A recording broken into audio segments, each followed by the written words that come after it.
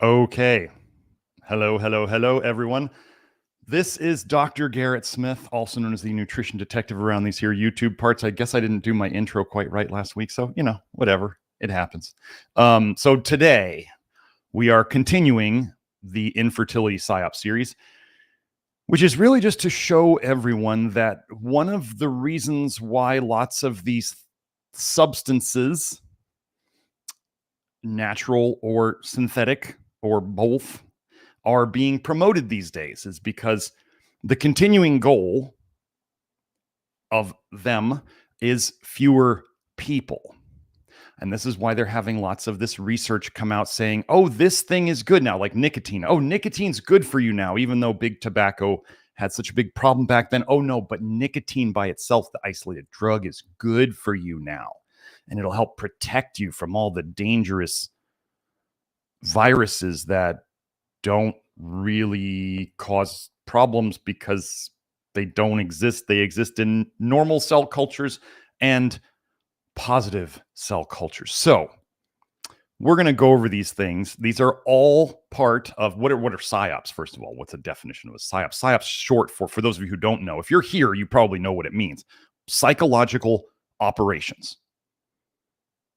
Operations to get you to think about things in a certain way.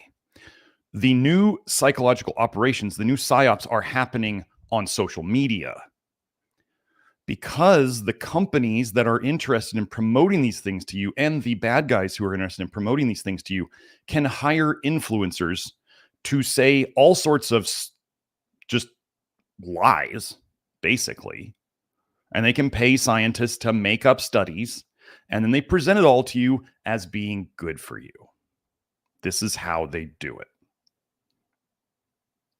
They want you to think that things are bad for you, that have been well known to be bad for you for a very long time, are now suddenly good for you. And you should take them all. And then what's going to happen is that the whole thing is going to fall under, it's going to fall through. People are going to be wondering, why is everybody so sick? Why can't anybody have children? And because science likes to look at one particular cause at a time. People won't be able to put together all of it. Like when I did the Ray Peat PSYOP, and it's like every part of that diet is associated with infertility. And then there's the whole ivermectin and fenbendazole, which was another part of the infertility PSYOP series. Those are directly related to infertility. Like all these things that people are being told to do right now affect the liver. As we've been over before, if it slows down PGP, which is your cellular detox, it also tends to slow down your ALDH, which is your aldehyde detox system. It also tends to slow down your cytochrome P450 system, which is another detox system further along in your liver. And then all those things together tend to reduce your ability to make bile, which is your body's best way to detox. So as you get slower at detox, the same amount of toxins coming in will cause you to become more toxic more quickly. Okay? This is how this all works. And I've been over this in the research on other episodes. So what I'm going to tend to do on today, I'm going to go over, do these things inhibit PGP or aldehyde dehydrogenase or otherwise? And then I'm going to go into how do they affect male and female fertility. Mostly I'm going to go into male because men's is easier to see more quickly than women's. But don't get me wrong. If it is affecting male fertility, it is also affecting, Joe, I don't have a page of links. I forgot to make that before we got started. So I don't have the page of links. I can make it later. You can post it later, but I don't have it. So we'll have all the links. I guess I'll be posting them today, doing the copy and paste thing that I used to do. I forgot to make the page of links today. So sorry about that. Okay, so let's get started with good old, the new Dr. Ardis nicotine PSYOP. Okay, nicotine is good for nicotine. This is sarcasm. Nicotine cures everything. It cures this and it cures that, and you need it for your brain to run right. You don't need nicotine for anything. Let me give you the quick thing about when you feel better from nicotine. It's because you're deficient in nicotinic acid, which is niacin. Niacin stands for nicotinic acid vitamin, NIACIN. So if you are addicted to nicotine or cigarettes, you are deficient in nicotinic acid, which is flush niacin, and you feeling like you need nicotine is a very cheap and dirty and inefficient way that you're trying to get nicotinic acid. So why not just go straight to the source? We sell it. You can find it from us. You can find it other places on the internet. But this can both improve your health and help you quit smoking. So do that instead. Okay, so let's get into it now. So here we go, Joe. Let me get this link for everybody. Got to get everything set up here. Okay.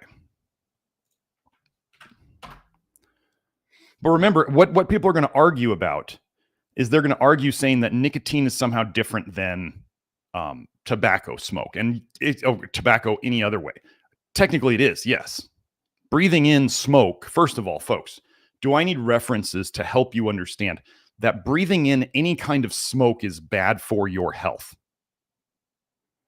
Go look up combustion byproducts.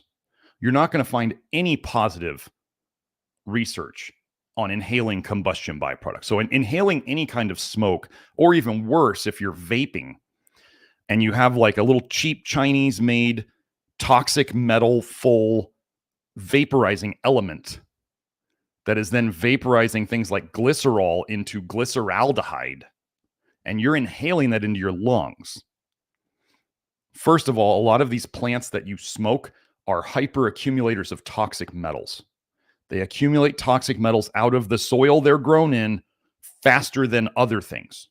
Hyperaccumulators. So they accumulate toxic metals faster than other plants. Then we have burning them, inhaling smoke. So even before we get to the chemicals that are in it, you're inhaling smoke or you're inhaling toxic metals and oxidized glycerols and other things like that. Glycerin is glycerol, and it turns into glyceraldehyde and other things like that, nasty things like that. So don't think that anything about the basic stuff of this is healthy. Then you get into what is nicotine. Well, first of all, if you don't understand, nicotine is an isolated drug. It is about as drug-like a substance as it gets. It is made by the plants as a pesticide. So again, we have this theme of pesticides that people are taking for health. It doesn't work that way. Okay?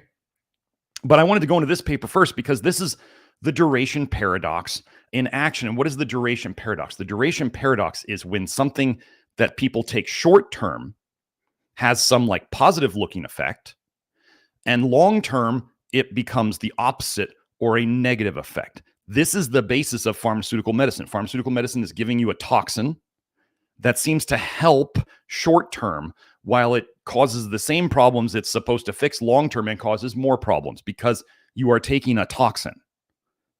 Toxins have effects. Effects can look good short term and they can turn very bad long term. Okay, so what do we have here? Chronic, as in long term nicotine self-administration.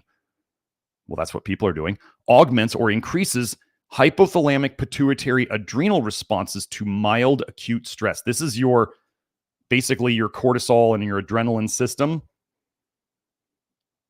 So it augments or increases your responses to mild acute stress. Do we have too little or too much stress today? I would say we have too much. So what do you think increasing your response to it is that a good thing or a bad thing? Well, let's just go into this. We investigated the effects of chronic nicotine self-administration, SA, on hypothalamic pituitary adrenal hormonal responses to acute stressors. So that's short-term stress. Chronic nicotine to acute stress. Adult male Sprague Dawley rats were given access to nicotine for 23 hours a day for 20 days. On day one of acquisition of nicotine self-administration, plasma levels of both adrenocorticotropin, that's what stimulates cortisol release, and corticosterone were significantly increased 15 to 30 minutes after the first dose of nicotine. So cortisol went up, basically. Just think of it as their cortisol went up after their first dose. Why would people feel good doing this? Well, what is cortisol? Really, I want you to think about this. It is your body's most potent anti-inflammatory. Would you feel good after that if you were anti-inflamed all of a sudden? Yeah, you would. Why do you think people get addicted to methylene blue? Methylene blue is a stimulant. Do most people have enough energy? No. So they take a stimulant. I feel so much better. You took a stimulant. That effect is going to wear off. Oh, is that what this study shows? Well, let's keep going. These hormonal changes were no longer significant on day 3. 3 days it was gone. When adrenocorticotropin levels were less than 60 picograms per milliliter and corticosteroid levels were less than 110 nanograms per milliliter during the hour after the first dose of nicotine. So the effect they had the first day that made them feel good is gone by the third. Chronic nicotine self-administration after 20 days significantly augmented or increased by 2 to 3 times both hormonal responses to mild foot shock stress, but did not affect hormonal responses to moderate shock. Lipopolysaccharide, that's the endotoxin that the Peters love to obsess about, or immobilization. So they're hyperreacting to mild stress. Similar data were obtained in Lewis rats. These results provide further support for the concept that chronic nicotine self-administration is a stressor. Notice, nicotine, not tobacco. Nicotine, not tobacco, is a stressor. In alignment with the effects of other stressors, nicotine activated the HPA axis on the first day of self-administration, but desensitization, duration paradox, occurred with repeated exposure.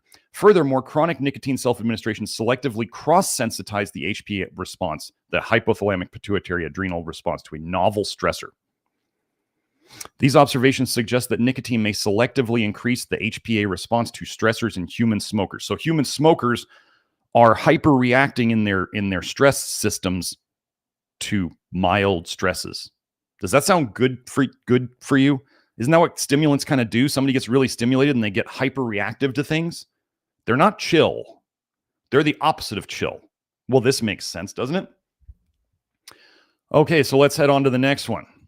I'm not going to spend a ton of time on these because I just need to show you that nicotine is not good for sperm.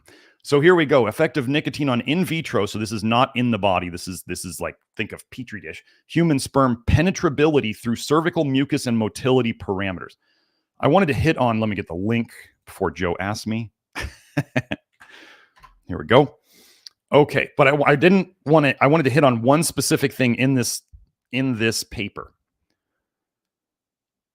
The apparent increase in cervical-factor infertility present in smoking women. So they talk here about how nicotine didn't affect the sperm penetrability. Okay, but they already knew this is based on other research that they have that I didn't go into and look up all of it.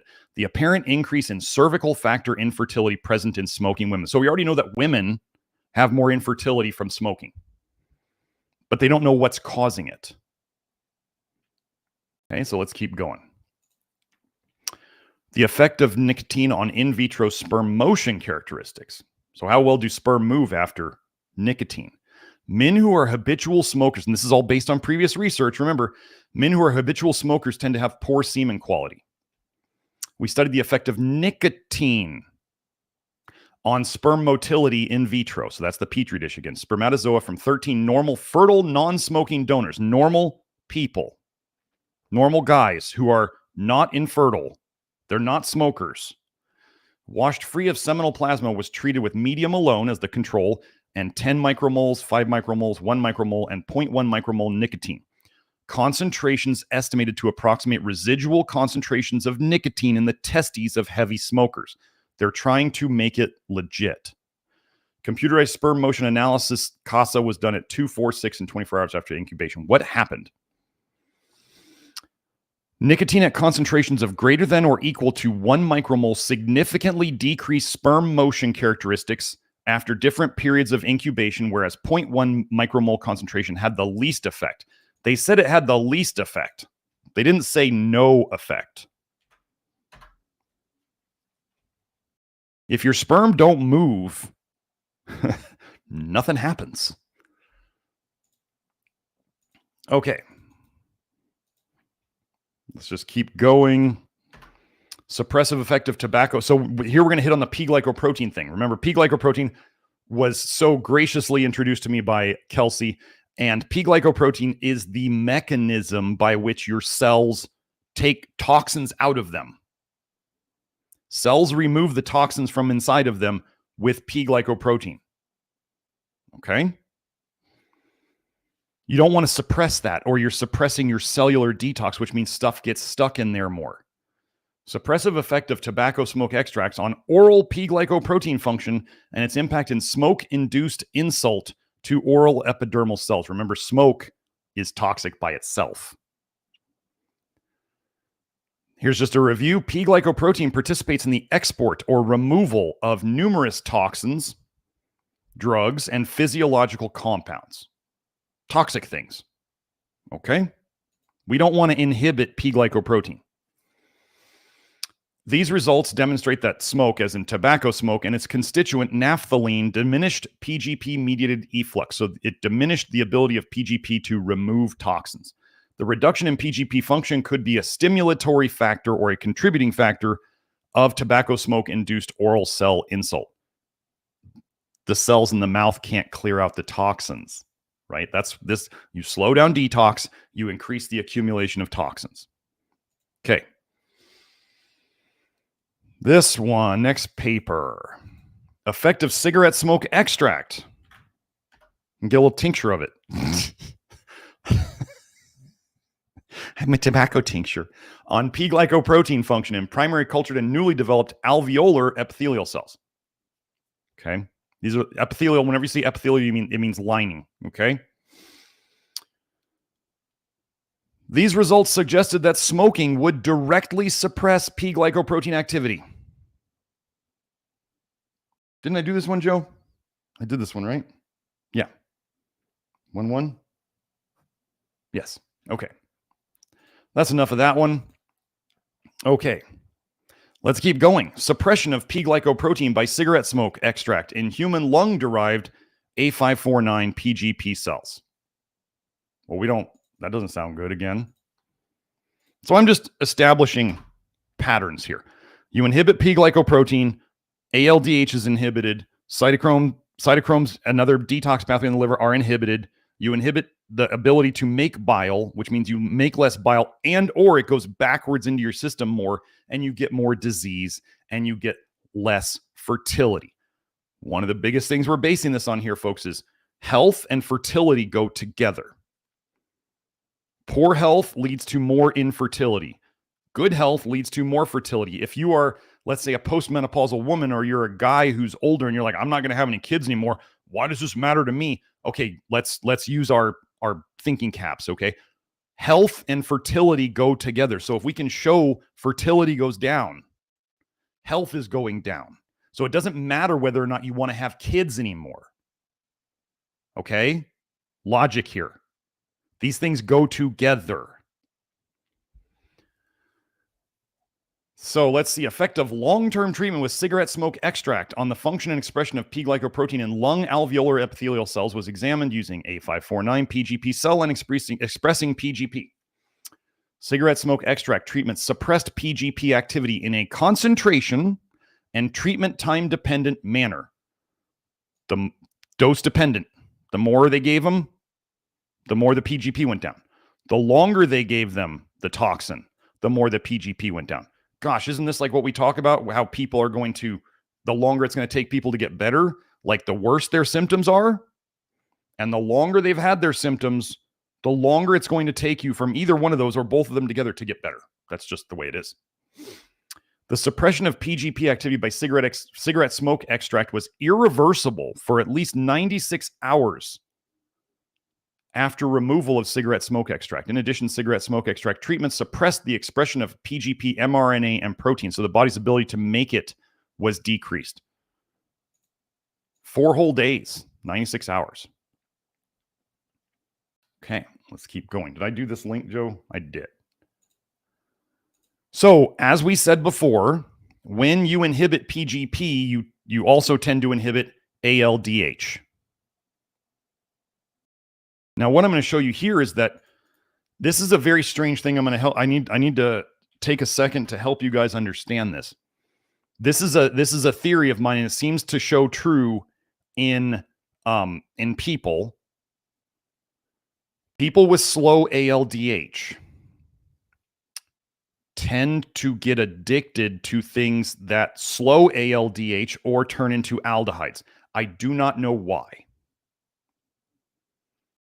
But I think certain populations that tend to have lots of issues with alcoholism tend to have slow ALDH, and they tend to, for whatever reason, crave things that turn into aldehydes, like alcohol.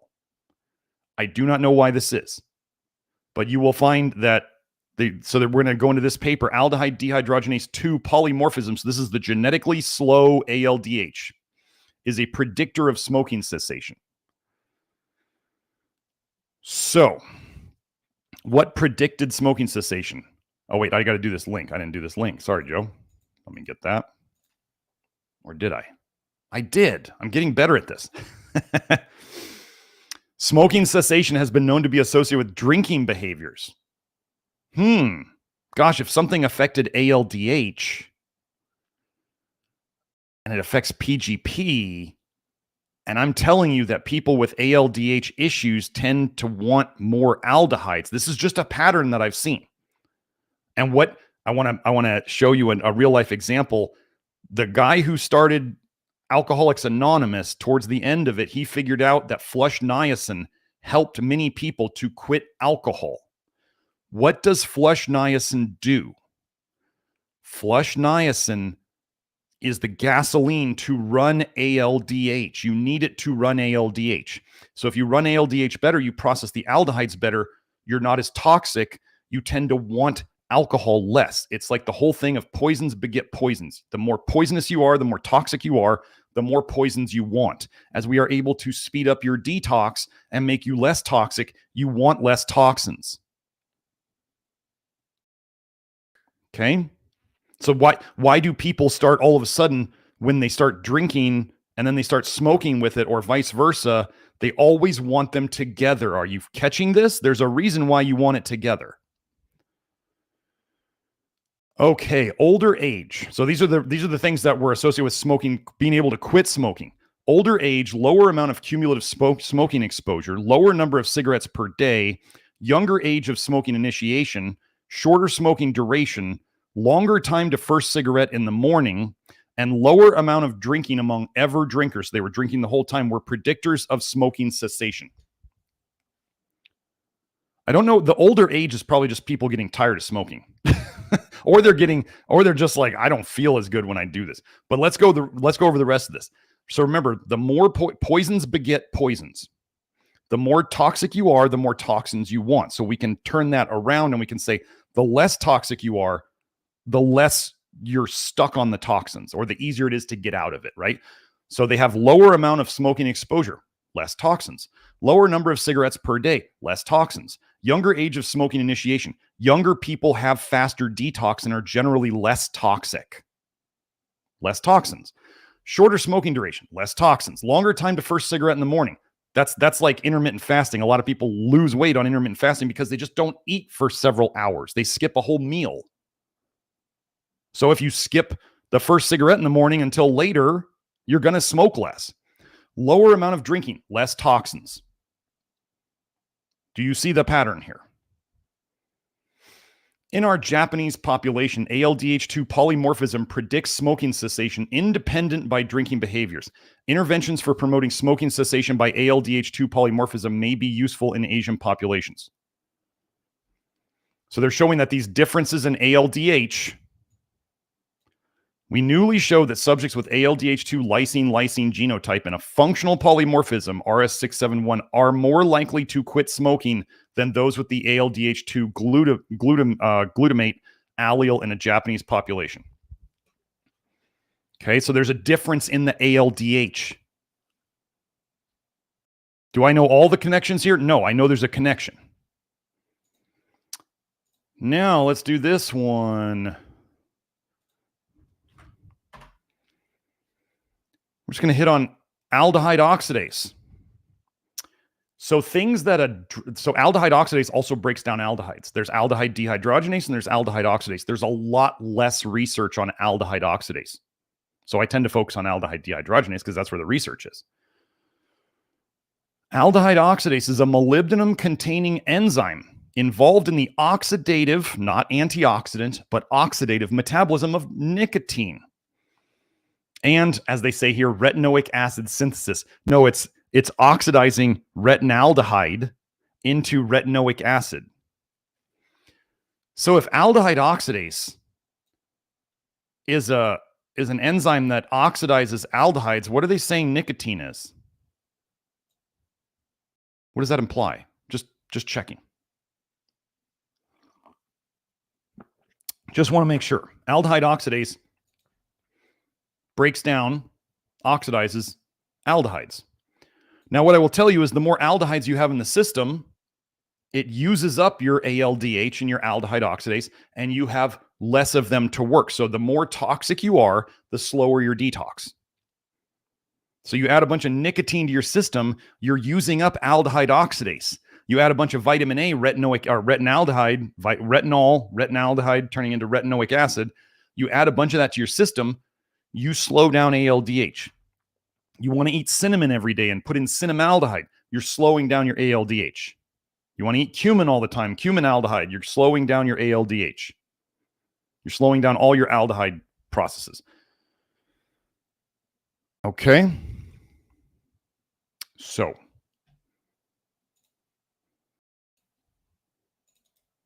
Oh, might as well hit on vaping too.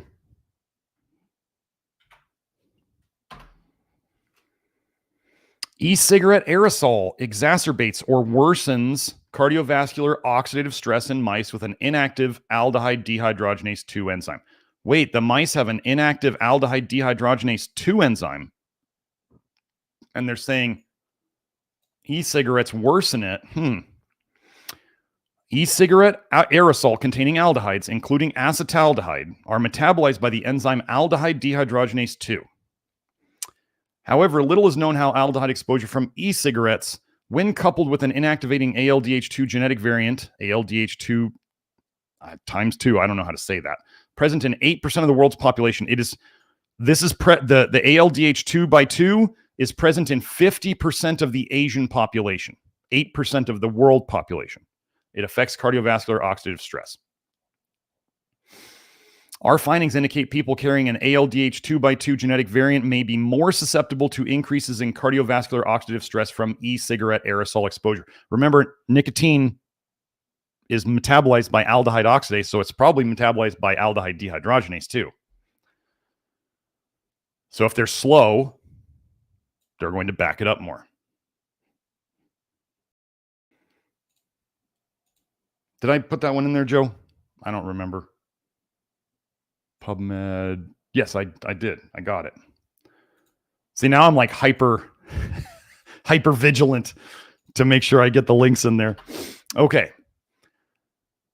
Comparison of blood aldehyde dehydrogenase activities in moist snuff users, cigarette smokers, and non-tobacco users. Where was it? I forgot to highlight this. The mean whole blood ALDH activity of the smokers was reduced by 21% when compared to the controls. Guess it slows down. We saw how it slows down PGP. We see how it slows down aldehyde dehydrogenase. Smoke would obviously be worse. Now let's just hit on what another person on Twitter observed. So AJ Cortez. Here's the Twitter link. Nicotine and blood pressure. This is my public service announcement that all the guys who are constantly using nicotine, note he said nicotine, not smoking. It's going to chronically elevate your blood pressure. You need to cut back 2 to 4 milligrams a day max. So you got all these people out there nicotine maxing. And there's people out there who have done this. They've been watching multiple people and it's going, I mean, you take stimulants, it's going to raise your blood pressure. Duh. Okay. Now, this next one, I already mentioned this. Nicotine is just a crappy substitute that can bind where nicotinic acid is supposed to. Addiction to nicotine is basically a crappy and inefficient way to get nicotinic acid. You don't want nicotine when you actually take your flesh niacin because you're getting a great and efficient source of nicotinic acid and your body doesn't want or need the nicotine anymore. So if you're addicted to cigarettes, first of all, know that often I have posted 3 studies where beta carotene was shown to be as addictive as cigarettes and vice versa in people who were trying to quit them, who had done both of them, and they compared trying to quit the two of them. And one woman she quit smoking by starting eating tons of carrots.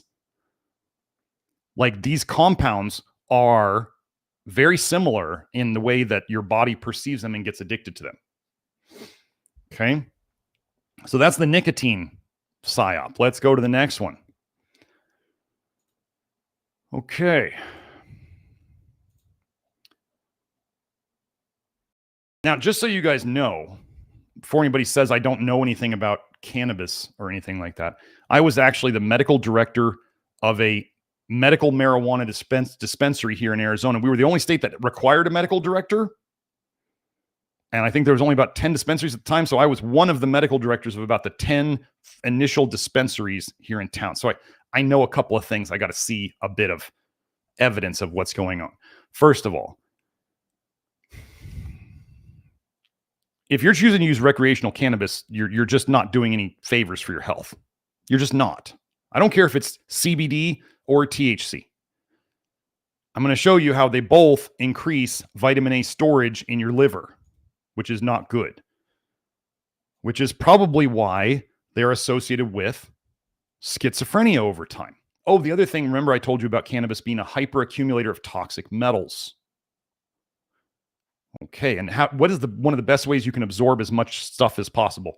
It would be to breathe it in. So if you're breathing in smoke from burned stuff that has toxic metals in it, vaping or tobacco or cannabis or whatever, your lungs are designed to absorb as much stuff as possible. Okay, so if you ever find out later you have heavy metal toxicity and you're like, I don't know where I got that from, but you had 5, 10, 15, 20 years of smoking weed, I'm going to tell you that's where it came from, most likely. So, does cannabis inhibit P-glycoprotein? Characterization of P-glycoprotein inhibition by major cannabinoids from marijuana. Marijuana, cannabis slows down your detox system. Simple. Okay.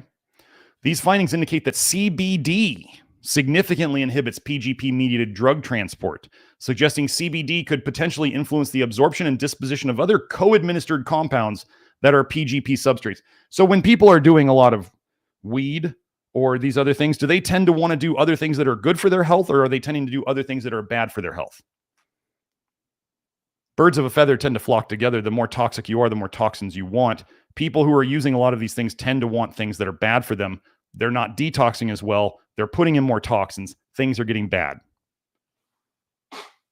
Okay. I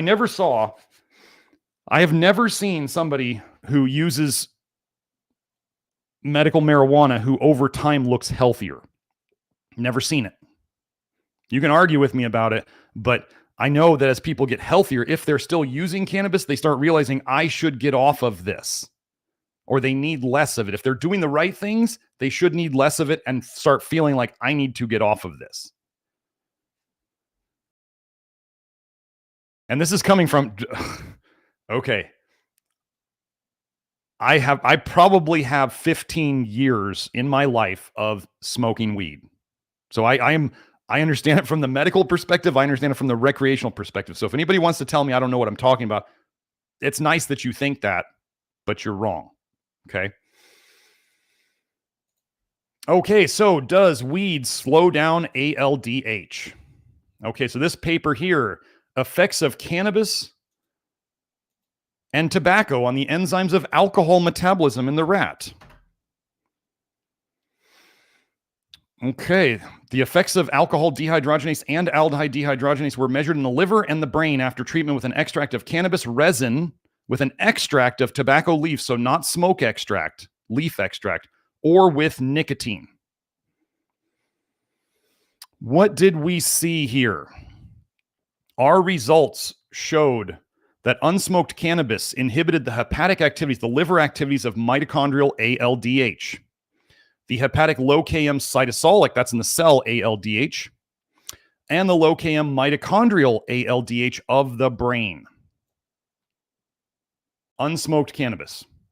Administration of smoked cannabis to the animals inhibited the hepatic mitochondrial low-km ALDH, but it did not influence the brain enzymes. The activities of the hepatic mitochondrial, here, I'll try to make this a little bigger. Oh, that's it. That's all you get. The activities of the hepatic mitochondrial ALDH isozymes were significantly diminished after treatment with the smoked tobacco condensate, which, however, did not affect the respective isoenzymes in the brain. Similarly, treatment with unsmoked tobacco or with nicotine inhibited the mitochondrial ALDH isozymes only in the liver. Alcohol dehydrogenase was not affected by the tested agents in either the liver or the brain. Does this go along exactly with what I generally say is that ADH is much less of a problem? These toxins did not affect ADH. The big problem is ALDH. I love it when the research just shows what I've already come to the conclusion of, when it just shows over and over that ALDH is the bottleneck. Okay? So this happens with smoked tobacco, unsmoked tobacco, smoked cannabis, unsmoked cannabis, nicotine by itself. Okay?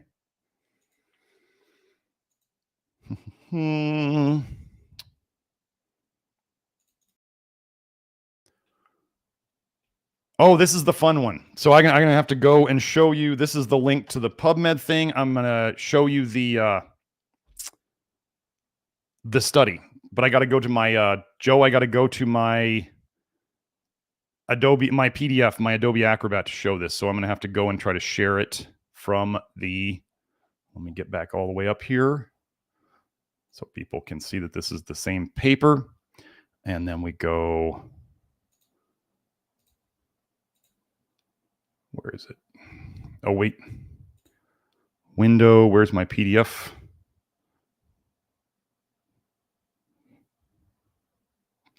Come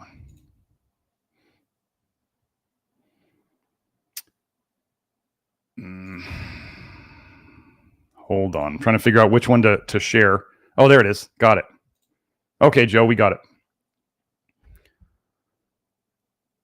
So you can find this article on Sci-Hub. If you're wanting to go search, you can find this on Sci-Hub. So they try to give these rats vitamin A deficiency. So when folks don't realize, actually, I found a great paper showing that choline, I was just looking through my old papers and it showed that choline increased vitamin A storage in the liver. Some of these things cause problems long-term because they store more poison in your liver. This is why eggs cause such long-term problems for people who are slogging them down, okay? So here's the paper. Changes on metabolic parameters induced by acute cannabinoid administration, CBD and THC, in a rat experimental model of nutritional vitamin A deficiency. I don't remember if I've ever gone over this paper. I've mentioned this paper multiple times where you're going to see that more vitamin A is stored in the liver from these things, even under a vitamin A deficiency situation. Let me find it. There we go. In contrast, the intraperitoneal, let me make this bigger. In contrast, the intraperitoneal administration of CBD to the control animals, the ones that were not on a vitamin A deficient diet, led to a considerable increase in plasmatic retinol binding protein and hepatic retinol levels. The vitamin A went up in their liver and it also went up in their blood. Retinol binding protein means that there is more retinol going up in the blood. Where is that coming from? Well, CBD is not vitamin A. So the liver is leaking stuff out and the liver is going up in retinol. You're storing more in the liver and you've got more leaking out of the liver. Whereas similar plasmatic levels of RBP were found after vehicle or THC administration. So THC also led to increased vitamin A in the blood. But they didn't take in any extra vitamin A. This does not mean the liver is detoxing. This is the mistake that people made about alcohol. They said, ooh, people drinking alcohol had more vitamin A in their blood. It's called cholestasis. They are leaking toxic bile into their blood. That is how the vitamin A got there. That is not detox. The idea that alcohol depletes vitamin A in the liver, the old methods of analyzing the liver tissues for vitamin A were Shit. Newer studies that actually analyzed it more for a fat-soluble content found tons of vitamin A in the same types of livers that the old studies said there wasn't much vitamin A in them. The old research was bad. So that's this paper. So let me go back to Joe. Let me go back to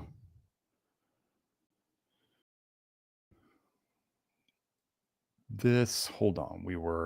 Here we were. Okay. Yeah. Okay. Did I not send the link, Joe? I can't send the link to that PDF, Joe. That PDF was this paper. I did send the link. Yeah. So that's this paper. For those of you who want to find it, you can go on Sci-Hub, look up this paper, and you can find it. Now we're on to this one. So does cannabis in humans or animals negatively affect sperm? We show that it affects ALDH. We show that it affects P-glycoprotein. We show that it increases vitamin A accumulation in the liver. And it also, so that vitamin A has been associated with causing schizophrenia, and weed has been associated with increasing schizophrenia in people. Are you seeing the connections yet? So refraining from use or not using cannabis diminishes the cannabis-associated epigenetic changes in human sperm. Cannabis use alters sperm DNA methylation. Well, that didn't help. There we go. But the potential reversibility of these changes is unknown. Semen samples from cannabis users and non-user controls were collected at baseline, and again following a 77-day period of cannabis abstinence. One spermatogenic cycle. That's how they picked the time. Unless, I don't know, it's 77, some Illuminati number. I don't know. These results indicate that sustained cannabis abstinence significantly reduces the number of sperm, showing cannabis-associated alterations at genes important for early development. It reduced it, didn't get rid of it. Okay, remember, weed is fat soluble. These compounds are fat soluble. I remember back in the day, I had a dealer buddy, and he used to tell me that when he would run out of weed, he would go out in the street and he would run several wind sprints, and he could get himself high by running wind sprints. What did running wind sprints do? Well, it obviously started burning some fat. And then he'd get high off how much weed was stored in his fat. Okay? So you're storing this stuff. It doesn't just go away. All these fat-soluble toxins. And then one of the other things you tend to see with chronic weed users is they definitely don't get skinnier. Right? They tend to get bigger. Well, why would they get more fat on them? Because they're storing more fat-soluble toxins. Their body makes more fat. Okay. Sperm DNA methylation altered by THC and nicotine. Let me see. Did I get that one? That was academic. Yes. Okay. Got it. Vulnerability of neurodevelopmental genes with bivalent chromatin. Men consume the most nicotine in cannabis products, but impacts on sperm epigenetics are poorly characterized. Evidence suggests that preconception, before birth, exposure to these drugs alters offspring neurodevelopment. Epigenetics may in part facilitate heritability, as in, folks, as I said last week, the sins of the father. Like these toxins are handed down. Your mistakes, poor judgments, poor interpretations of the literature, listening to people like Ray Peat, these things are handed down. You hand down your toxicities, and men, you do it too. You damage your sperm, and you hand down bad sperm. It doesn't just go away in 77 days.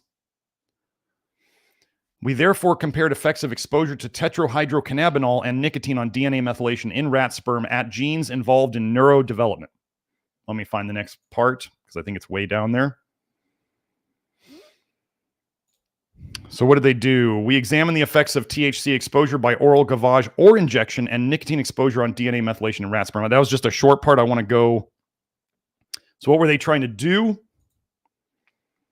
Let me get this back. Okay, show me. There we go. The route of THC exposure models oral consumption at a dose pharmacodynamically equivalent to moderate human consumption. So they were trying to make this close to human consumption. That's what they were trying to do.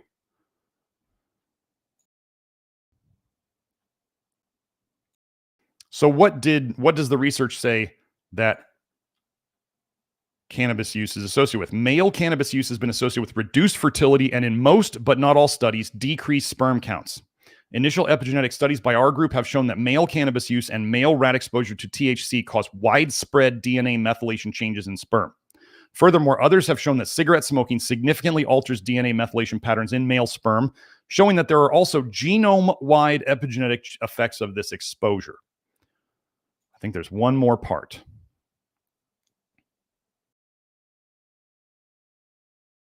Is this the last? I think we're close to the end. Our results provide new information about the effects of THC exposure by multiple routes and of nicotine exposure on the DNA methylation status of a group of genes implicated in autism. Okay, I know throwing the word autism out there is going to make people lose their stuff. Autism is a toxicity state, particularly related to aldehydes. I've been over that paper before. Why can jabs cause autism so quickly? Because it's an injected form of neurodegenerative toxins all at once to a tiny little baby. Or the child is accumulating them as it goes. So jabs just accelerate it. They are not the only cause, but they really screw things up. So then later things can cause the same problem. Like when my son was vitamin A toxic that I helped create before I knew all of this stuff, I remember looking at him and saying to myself, if he ever gets one shot, he's gone. Like I have to protect him from these shots and never let him even get one, because if he gets one, he's done. I just knew it. And then I was able to help fix him over time. And now he's doing great. He's going to the gym. Like he wants to go to the gym. He's 14. He wants to go to the gym by himself or with me. And he's motivated. He's doing basketball. He's like doing student council. He's doing all this stuff. But I knew as a baby, like I've done a lot of work on these kids. I knew as a baby, if I gave him a shot, he was toast. I could probably tell in most kids, like, if the kid is already struggling and you give them a shot, boy, they're just going to be done because they're already they're already toxic. They're slow at detox. So you add the biggest toxin you can add all at once, it pushes them over the edge and it breaks the system. Can the system be fixed? Yes, you just got to remove enough toxicity. Some things can't be fixed. If your car gets in an accident, it's never going, no matter how much you restore it, it's never going to be a new car again. There's probably going to be squeaks in it. There's going to be, the door doesn't quite line up perfectly ever, and you just can't get it to work right. Like there's going to be things that you probably can't ever fix. But can you make it a very drivable car, an enjoyable car to drive that looks nice? Yes. You just may not be able to fix every single thing because developmental things, you can't always go back and redevelop. Okay? Studies of exposure to cigarette smoke are increasingly pointing to the need to consider paternal, fatherly smoking history in the context of offspring autism and autism-like phenotypes. It will also be important to consider the possibility of multi-general transmission of epigenetic alterations. What are we talking about? Your children inherit your toxicity. So when you think of kids inheriting toxicity, then you think of autism, and we see it going up, and we see the shots, and we see the other toxicities that we talk about here. And when you understand that, this is why the excuse or the lame argument where people go, but my grandpa ate this way and he was all right. That's because this accumulates. Your grandpa's mistakes accumulated into your dad and they accumulate into you. Comprende? It doesn't just go away. You were never born with a clean slate. If you were born jaundiced, that's your biggest evidence that you were not born with a clean slate. You were born with liver problems given to you by your parents and by their parents and probably their parents before them. So don't use the argument that my great-grandpappy did this and he was fine. That doesn't mean anything anymore. Your great-grandpappy probably had 1 or 2 jabs. You might have had 10 or 20 or 30 or 50. You're not the same. So the toxicity accumulated and the jabs accumulated by each generation. The pesticides accumulated. The bad health advice to do stupid things accumulated. We were all a victim of it. Okay. So they said, but remember they said paternal. So dads, you are responsible for your children's health as well. You hand down your bad mistakes too. With respect to the increasing prevalence of cannabis use, recent Halls reported that autism is the most common form of cannabis-associated clinical birth defects teratology in the U.S. Their statistical models projected that by year 2030, states with some form of legal cannabis would have a 60% excess of autism cases compared to those states that have not legalized cannabis. Now, I want you to remember, this is scapegoating a little bit because they don't want to talk about the jabs. They absolutely don't want to talk about the jabs.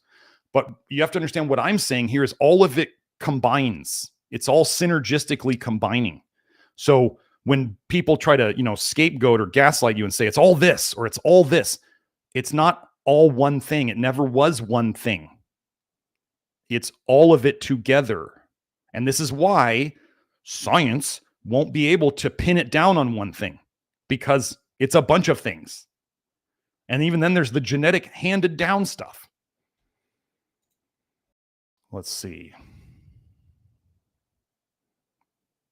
Oh, we already showed this. Initial studies have demonstrated behavioral effects as the result of paternal exposure to nicotine and THC. So your children's behavioral issues can be related to dads, what you did before this. So if you are not detoxing, again, what I tell people to do, men and women, 6 months of love your liver type detox before you try to get pregnant. Okay?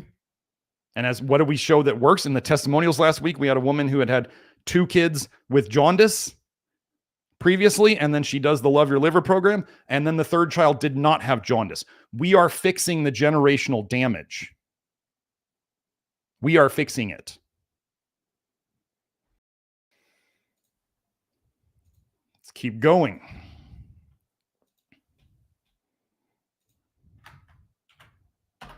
So now you have women thinking that weed is just fine to use during pregnancy. Daily cannabis use during pregnancy and postpartum in a state with legalized recreational cannabis.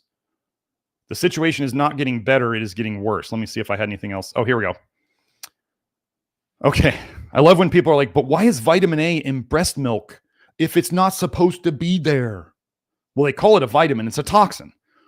With ladies, you put toxins into your breast milk, especially organic toxins, especially fat soluble toxins. Case in point, as THC is also passed to the baby during breastfeeding. The Academy of Breastfeeding Medicine states that breastfeeding women should be counseled to reduce or eliminate cannabis use and to avoid infant exposure. Don't get your child high on your own supply, please.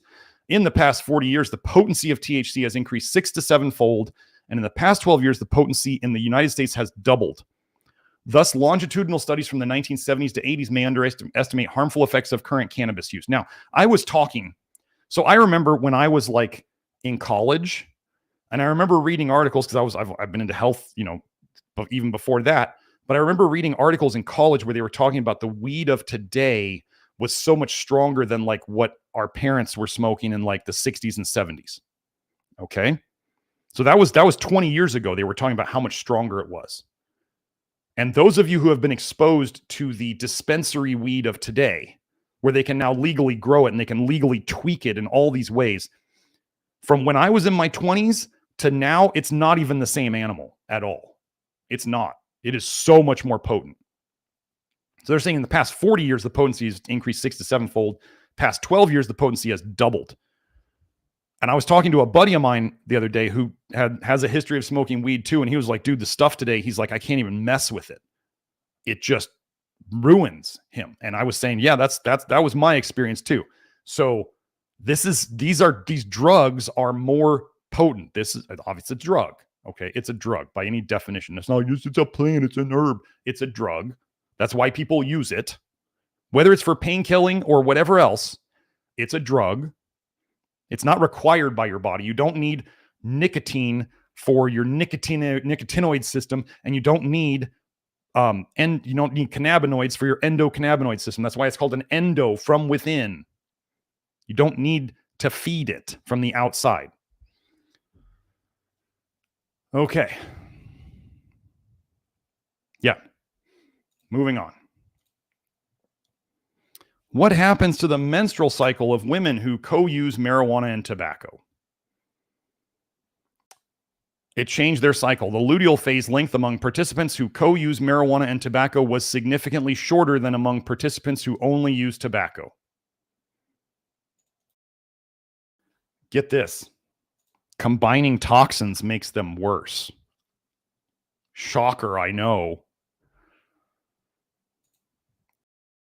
Okay, marijuana, phytocannabinoids, as in plant-based cannabinoids, the endocannabinoid system, and male fertility.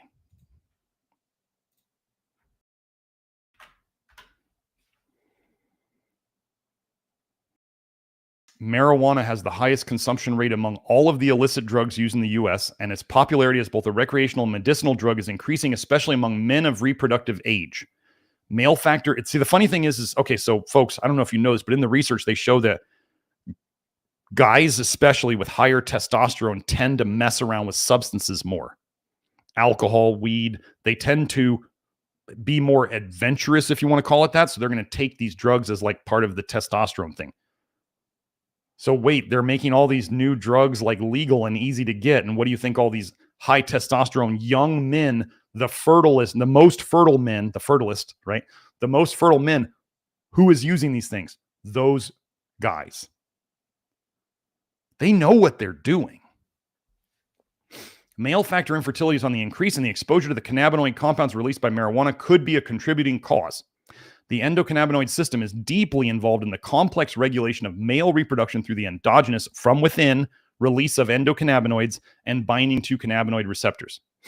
Disturbing the delicate balance of the endocannabinoid system due to marijuana use can negatively impact reproductive potential. Various in vivo, so that's in animals or humans, and in vitro, that's like the petri dish, right? Studies have reported on the empirical role that marijuana plays in disrupting the hypothalamus, pituitary, gonadal, that's your testes or your ovaries, ladies, axis, spermatogenesis, and sperm functions such as motility, capacitation, and the acrosome reaction. And they're going to go through all that research in that paper. Okay. Doesn't sound good.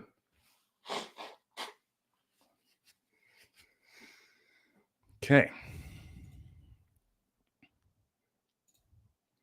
Effects of marijuana on reproductive health, preconception, before conception, before getting pregnant, and gestational effects. However, the current limited evidence suggests that marijuana use adversely or negatively affects male and female reproductive health. Additionally, prenatal, that's prenatal vitamins, right? Before you get pregnant. This is before you get pregnant. Prenatal marijuana exposure has been reported to be associated with an increased risk of preterm birth and small for gestational age infants. Small babies coming out early. You know, when you think about it, why would the body want the baby to come out early? Remember, the body is always about survival. So if, let's say, the mother was poisoning the child while it's inside of her, could the body, in the body's wisdom, could it be saying, let's get this baby out of here? This is not a good situation. Why don't we get it out early? Right? We always have to assume that the body is doing the best it can in any situation that it's in. And yeah, they might be small for gestational age because preterm birth tends to be small for gestational age. So, continuing. Oh, Jamaica, man. Marijuana use and its influence on sperm morphology and motility. Identified risk for fertility among Jamaican men.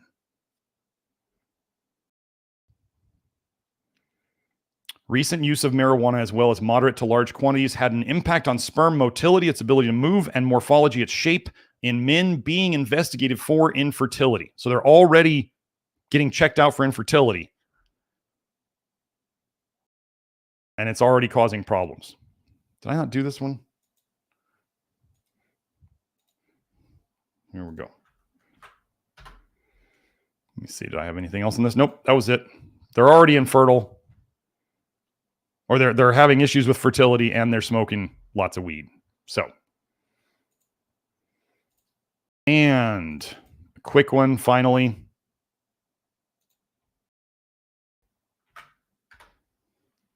Cannabis and male fertility, a systematic review.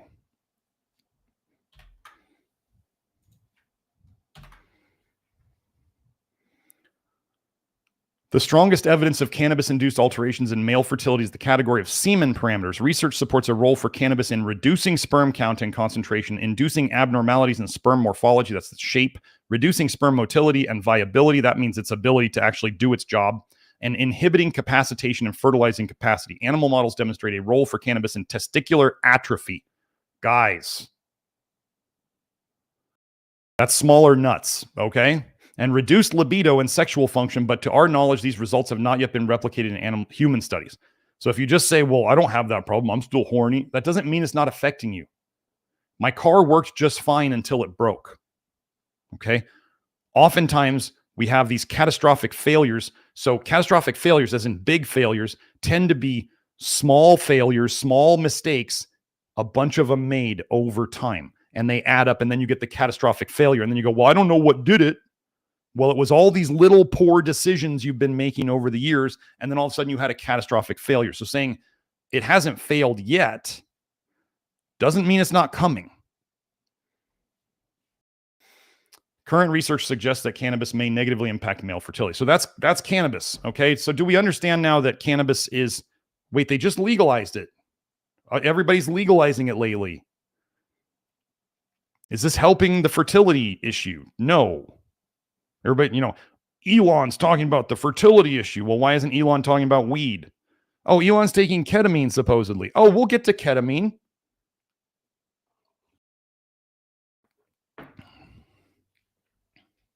We'll get to ketamine. Don't you worry. Okay, so for those of you, oh, wait, here we go. Hold on, let me get into this. So for those of you who are caffeine addicted, coffee addicted, we're going to hit on coffee and caffeine now.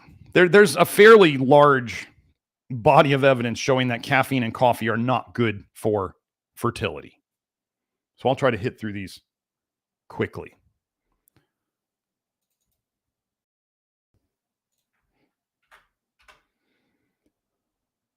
Where was it? I could have swore let me hit the refresh on this one. I could have swore I highlighted this.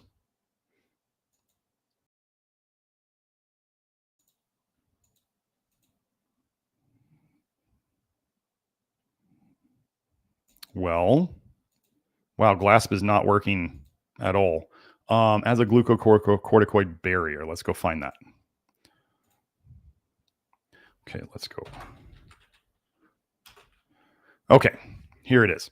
As a glucocorticoid barrier, okay, I want you to understand, it's blocking things like cortisol. Okay, glucocorticoid barrier. P-glycoprotein is a glucocorticoid barrier. As Kelsey taught me, like P-glycoprotein is basically your blood-brain barrier. P-glycoprotein is a lot of your barrier systems in the body to keep certain things out of other areas. So it's weird that we want to improve P-glycoprotein or at least take away the things that are damaging it. And then we start seeing things seal up like leaky gut and other things that we're trying to fix. So as a glucocorticoid barrier, P-glycoprotein is highly expressed in placental syncytio trophoblasts. However, the effect of PGP on the occurrence of intrauterine growth retardation remains unclear. Your placenta, folks, your placenta, ladies, your placenta, guys, their placenta, is a third liver for pregnancy. So there's the mom's liver, there's the baby's developing liver, which isn't ready yet, right? It's developing. And then there is the placenta. The placenta is the liver for the baby that is growing. Don't eat the placenta. If you're not going to eat liver, don't eat the placenta. The placenta is the trash can of the pregnancy. Do not eat it. And people will say, oh, but I feel better when I eat the placenta. Many toxins are stimulants, like copper. Many toxins are stimulants. So if you're eating something that's full of toxic stimulants and you're like, oh, my energy's better, my mood is better, that doesn't mean anything good happened. And then when that runs out, you're going to have bigger problems. Okay. But IUGR, somebody asked, IUGR is intrauterine growth retardation in the fetus. Okay. Human placenta and fetal cord blood samples of intrauterine growth retardation fetuses were collected and the relative indexes were detected. Pregnant Wistar rats were administered with 30 milligrams per kilogram per day, low dose, and 120 milligrams per kilogram per day, high dose caffeine from gestational day 9, so that's day 9 of pregnancy, to 20 to construct the rat intrauterine growth retardation model. So they give caffeine to inhibit growth of the fetus. They already know to do this. Pregnant mice were administered with caffeine separately or combined with sodium ferulate from gestational day 9 to 18 to confirm the intervention target on fetal weight loss caused by prenatal caffeine exposure. Okay. Let me see. Results from caffeine. The placental PGP expression was significantly reduced. Less PGP, less P-glycoprotein. But the umbilical cord blood cortisol level was increased in clinical samples of the intrauterine growth retardation neonates. Wow. Okay, Joe, I'll read that in 1 second. Which were positively and negatively correlated with neonatal birth weight, respectively. Okay. I'm going to tell you, caffeine is liquid stress, folks. Just think of caffeine as liquid stress. That's what it's doing to your system. Now, I don't know. I have not looked into this one, but they say we further demonstrated that PGP inducer sodium ferulate could reverse the inhibitory effect of caffeine on the fetal body / placental weight. So they gave a PGP inducer and it undid what caffeine did. So we know that caffeine is a PGP inhibitor. So caffeine inhibits your cellular detox.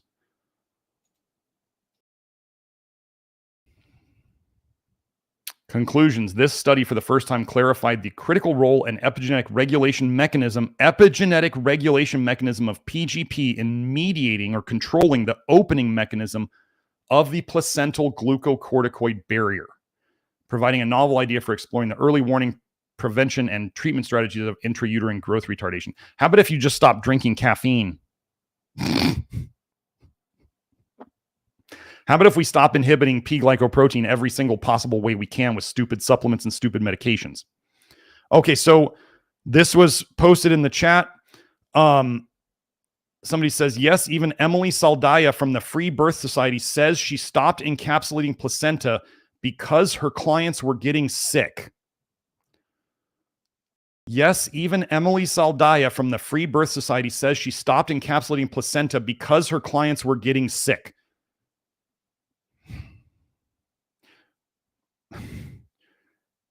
I don't want people to be getting sick. And also, I never get tired of being right. I don't ever get tired of being right. Placenta is trash. It is the third liver. You should throw it away. Do not eat it. And if people say animals eat their placenta, you know what types of animals eat their placenta? Prey animals. Prey animals who know that, think about this, if they just gave birth, prey animals, and they have a placenta on the ground, and now they have a new dirty newborn who has to be cleaned up, and there's placenta on the ground, and they move to a new area to get away from the placenta or the birth area, because think of predators smell it. There's all these fluids and blood on the ground. It smells. It's going to attract predators. So the mom and the baby can move. The baby's not going to move very well. But if a predator comes around and finds the placenta, what does that predator know is nearby? A baby. What do predators find easiest to catch? Babies. So why might a prey animal eat the placenta? Survival mechanisms. It's not because it's some infinite wisdom that they have. They are trying to survive and not get caught by predators. Okay. Oh, Kelsey just posted here, hamsters don't eat their babies if you give them niacin. I didn't know that. Kelsey has all sorts of fun facts about this stuff. So anyway, so what they were saying here was that caffeine inhibits PGP, And if you don't maintain PGP, the placental barrier gets leaky, and then you leak more cortisol in there, and they see more cortisol in there, which the body was trying to protect the baby from stress, cortisol. Okay. Let's keep going. Oh, this is just a fun one. So let me go up here. Lifestyle and demographic factors associated with human semen quality and sperm production. Let me get this link. There's that. Did it fit? Yes, it did. Okay. So you won't be able to see all these graphs, but what they were showing here, so semen volume, so we have semen volume here over age. Okay, yeah, it stays fairly consistent, then all of a sudden it drops off. 55.5. You know what accumulates in people over time? Oh, I don't know, like vitamin A and copper and other things that inhibit sperm production, and then it goes down. Daily coffee intake. Wow, daily coffee intake as it goes up just drops off. And this makes sense. Your sperm concentration, as you don't ejaculate, guys, your sperm concentration generally goes up. And as you sleep better, your sperm concentration also goes up. Total sperm count, daily coffee intake. So total sperm count. We have age, it generally, total sperm count goes down. Abstinence time, it goes up. Daily coffee intake, down. Sperm motility. Over age, it goes down. Peters, again, the infertility PSYOP that is peating. Daily juice intake goes down. What did we talk about with citrus in the Ray Pete infertility PSYOP video? Does this make sense? Total motile sperm count generally goes down as people get older. What happens to people as they get older? They get more toxic. Their detox slows down because they get more toxic, and that makes them more toxic. It's like this vicious cycle. Abstinence time, motile sperm goes up. Okay, that all makes sense. I can't see this bottom part, but I think we went over enough on that. So we are into, yeah, we're in, I thought that was caffeine. That should have been in caffeine. This one should be in caffeine. Anyway, I'll go over it anyway. This was supposed to be in caffeine. Association between socio-psycho-behavioral factors and male semen quality. Systematic review and meta-analyses. Smoking can deteriorate all of the sperm parameters of fertile and infertile men. Higher age and alcohol consumption are risk factors for lower semen volume. More toxicity. And psychological stress can lower sperm density and sperm progressive motility and increase abnormal sperm. We all know that stress isn't good for you. Just whenever you hear people talking about hormesis and stress, and they'll say, but you don't want to have too little stress. Find me somebody who has too little stress these days. Find me that person. Who do you know in the Western world who has too little stress these days? No one. The hormesis people are parroting pharma cartel stuff to you because they want you to believe that toxins can be okay for you. This review further suggested that higher age, smoking, alcohol consumption, and psychological stress were risk factors for semen quality. The part that nobody ever wants to deal with is nobody ever really wants to deal with their psychological stress. Now, those of you who are in the Love Your Liver program and doing this stuff, you will notice that your perceived stress as you get less toxic just generally goes down. So you may be living through the same stress or higher stress, but you're tolerating it better. Because all these things, more higher age, smoking, alcohol consumption, more toxicity from all these other things, they all contribute to the toxicity, and that will make it. You remember this, the nicotine thing where after a while, the stress reaction was increased from nicotine because they were more toxic. So you can reduce your psychological stress or your physiological stress by becoming less toxic. That's what that means. Hound Jog says she's nicer now. You will become nicer. You will become less able to be flustered. You will become nicer.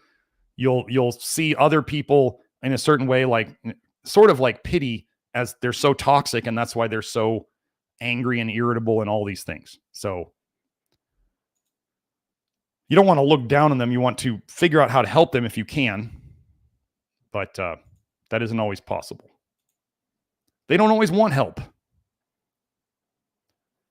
Okay, let me see. Pharmacokinetics of caffeine. Let me get this link.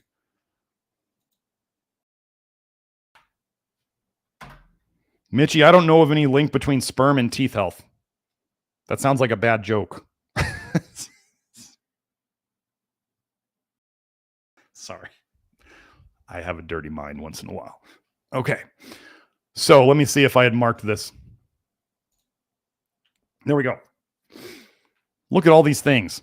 Lifestyle factors, example, smoking and use of oral contraceptives, birth control, have been shown to influence caffeine pharmacokinetics. Caffeine needs to be detoxed through xanthine oxidase. Xanthine oxidase requires molybdenum. Everybody's deficient in molybdenum. So if you don't have molybdenum, is necessary to run aldehyde oxidase and aldehyde dehydrogenase. So if you're not detoxing aldehyde, so niacin is the gasoline, like molybdenum is like one of the spark plugs. Selenium's like one of the spark plugs. Like you need these various pieces of it to run it. Okay, so if you smoke or use oral birth control, your detox slows down. Wait, more toxins, slower detox. Gosh, never heard of that before.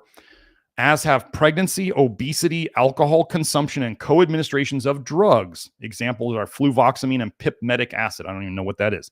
Many diseases reduce the metabolic capabilities of patients.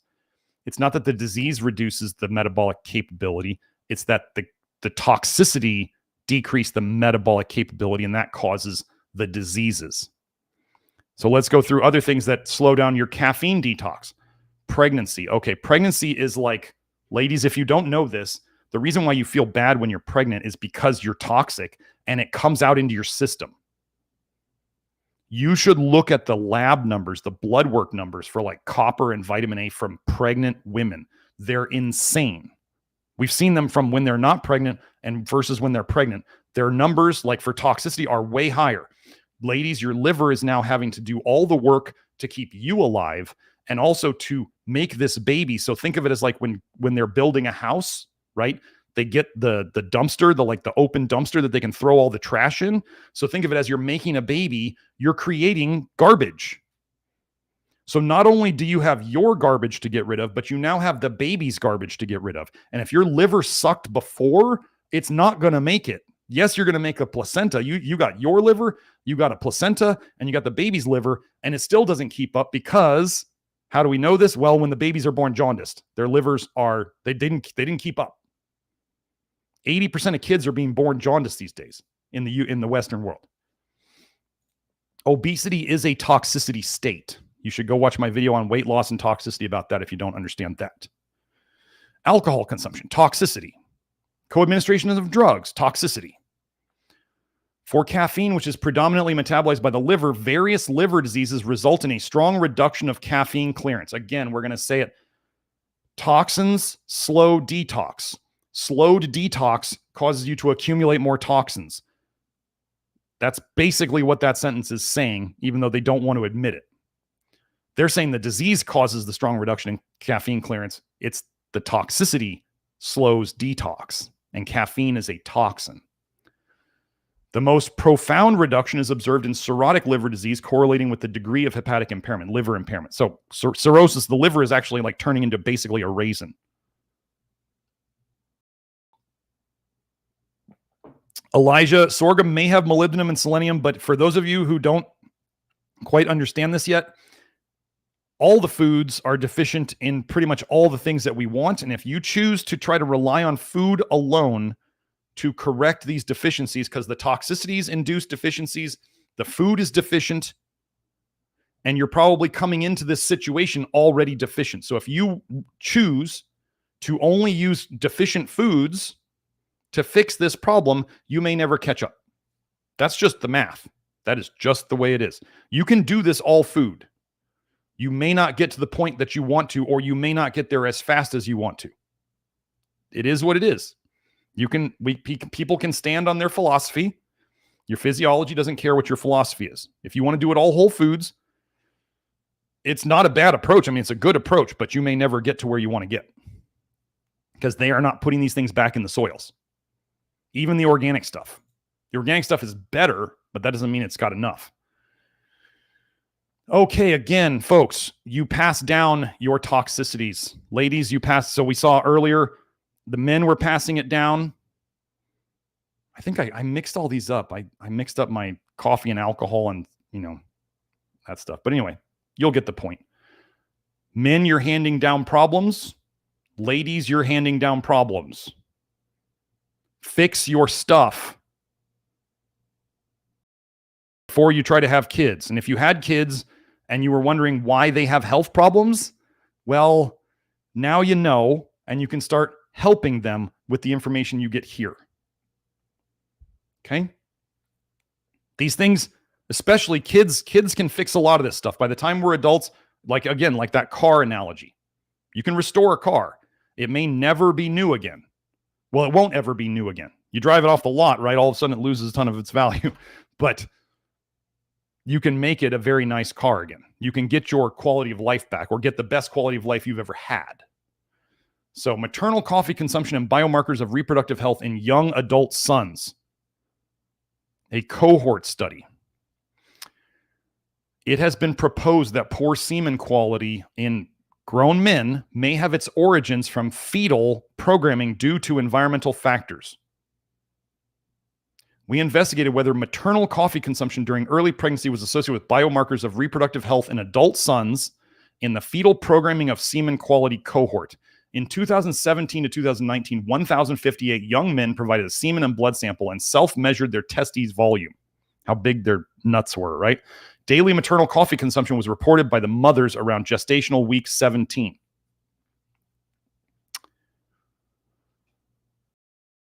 So this was when they were pregnant, they recorded their coffee consumption.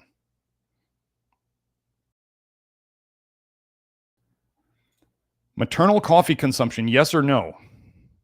So they just asked them, are you drinking coffee or not? Was associated with lower semen volume, lower proportion of morphologically normal spermatozoa, higher proportion of non-progressive and immotile spermatozoa, and lower testes volume, smaller nuts. No indication of a dose-response association or threshold effects was observed in the categorized and continuous analyses. No associations with reproductive hormone levels were observed in any of the analyses. So these guys are not making as much, their sperm sucks compared to normal. And this is 17, how many years later? These are adult men.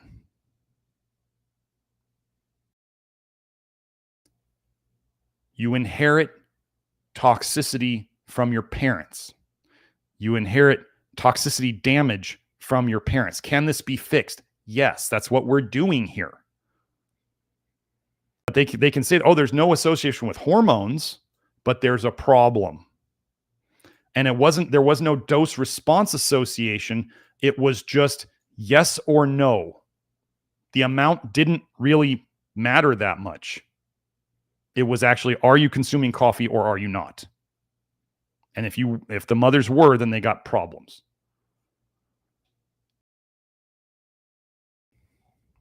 Continuing, lifestyle factors in sperm aneuploidy. The study population consisted of 212 healthy men under 45 years of age attending an infertility clinic for diagnostic purposes. So they're suspecting that they have sperm issues, and who had a normal semen concentration of 20 to 300 or slight oligozospermia, semen concentration of 15 to 20. So this is like, I forget if infertility in men is at 10 or 20. Ooh, wait. I think it's 10 or below.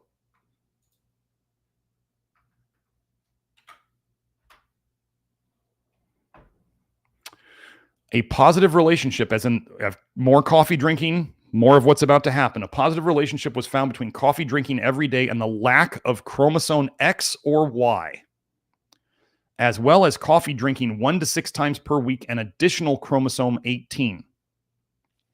Wearing boxer shorts decreases the copy number changes in the whole chromosome 18, the number of additional chromosome 18, and the lack of chromosome 13. Additionally, obesity was positively associated with additional chromosome 21 after being adjusted for potential confounders. This is like affecting the genetics of the sperm. These findings demonstrate that changing the men's lifestyle habits may contribute to reduction of the incidence of sperm aneuploidy. It is necessary that men continue to follow sensible health advice concerning excess weight, coffee drinking, and wearing tight-fitting underwear. Let me just be clear here.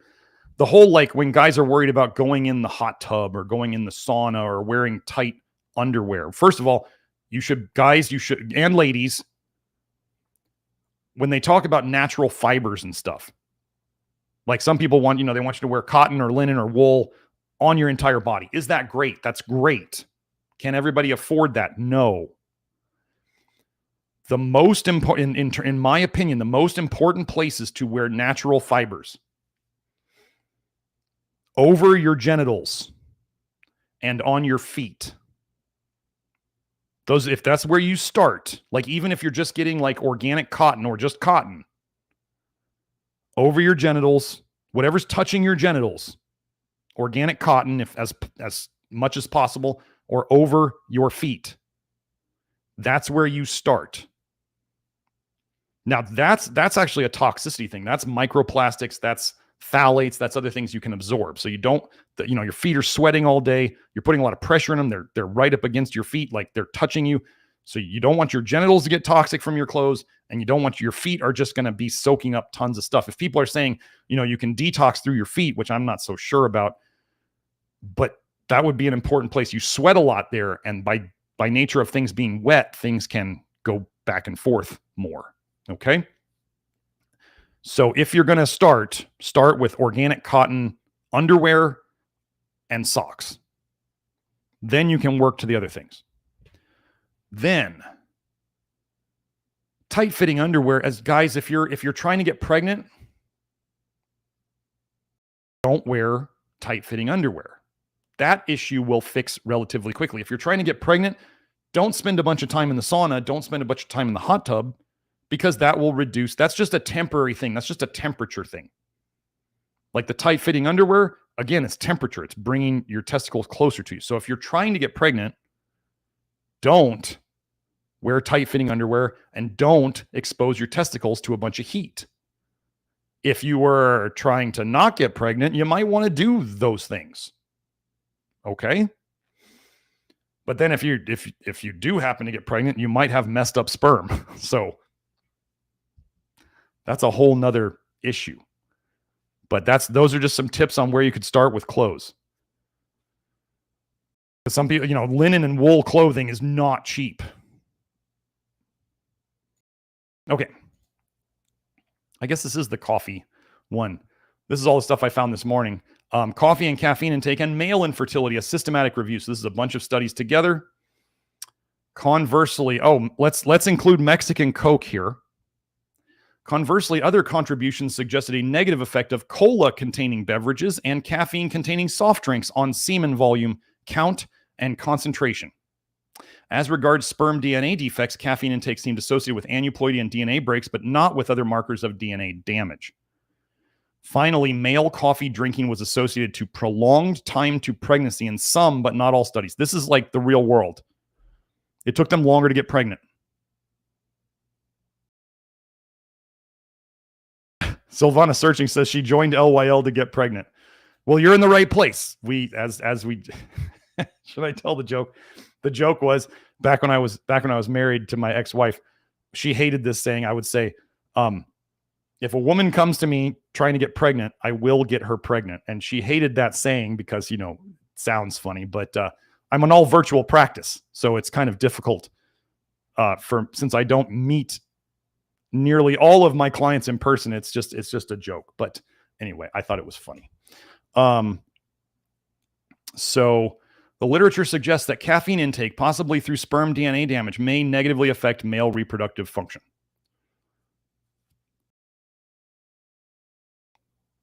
Here's an idea. Don't do drugs while you're pregnant. Crazy idea, I know. Dietary patterns, foods, and nutrients in male. Oh, wait, Joe, am I missing links? Sorry, here's one link. And then here's the last one. There we go. Joe, let me know if I got both of them. What else is on this one? Oh, this one, I just wanted to go over the things that, some general things that we do in the love your liver approach that are positive for fertility. Diets rich in processed meat, soy foods, potatoes, full-fat dairy, and total dairy products, cheese, coffee, alcohol, sugar-sweetened beverages, and sweets have been detrimentally associated with the quality of semen in some studies. Okay, processed meat would tend to be associated with I jokingly call it tube meat. Like tube meats are preserved. They're often pork. How many sausages are pork? A lot of the processed meat is pork. Then what they try to do at the end of this study is they try to lump red meat in. This is one of the problems with studies, folks. Whenever you see them saying red meat is bad, they group all the processed meat and they group pork with red meat. Don't do that. Pork is filthy meat. Don't listen to any joker on the internet who advises you to eat pork. They're not very bright. Pork is not good for you. I don't care what form it is. There's a reason why. So when back in, if you want to say back in the biblical days, why were they still saying don't eat pork back then? Because all of it was like pasture raised, right? There was no antibiotics back then. There was no jabs back then. There was no, phony pig food back then. Why were they saying not to eat it? Don't eat pork. I don't care how magically, deliciously you raise it these days. I don't care.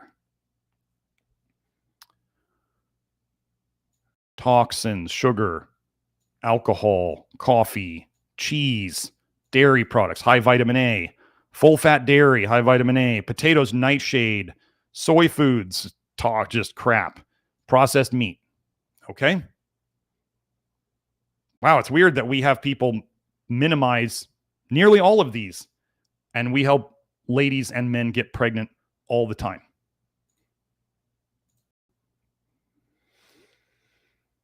Okay. So what do a lot of ladies especially, I mean, men are doing this too, but how are people waking up in the morning with caffeine? How are they winding down at night with alcohol? You take your upper in the morning, you take your downer at night. Effects of simultaneous coffee and caffeine and ethanol administration on sperm quality and reproductive hormones, an experimental study in Sprague Dolly rats.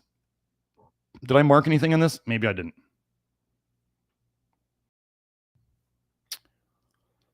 Combination of coffee and caffeine and ethanol potentiates or strengthens their detrimental effects on sperm quality and reproductive hormones via a reduction in testicular antioxidant activities and elevation of lipid peroxidation in rats. It increases malondialdehyde. Wait, is that an aldehyde? Wait, what enzyme does that go through then? Oh, aldehyde dehydrogenase. We have another aldehyde problem. Why do we keep coming back to the aldehyde issue? Because it's the main issue.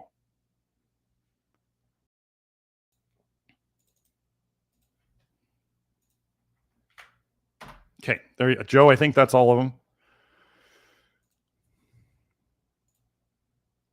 Lifestyle and semen quality, role of modifiable risk factors. I don't know why I didn't mark any of these. Let me just see if I did, and GLASP is just slacking. Nope. Maybe it was me. Oh, this had some funny stuff in it. Okay. So 344 men who were attending an infertility clinic for diagnostic purposes. So they're coming there because they think they've got issues, right? The interview included questions about demographics, socioeconomic status, medical history, lifestyle factors, consumption of alcohol, tobacco, coffee intake, cell phone and sauna usage, and physical activity.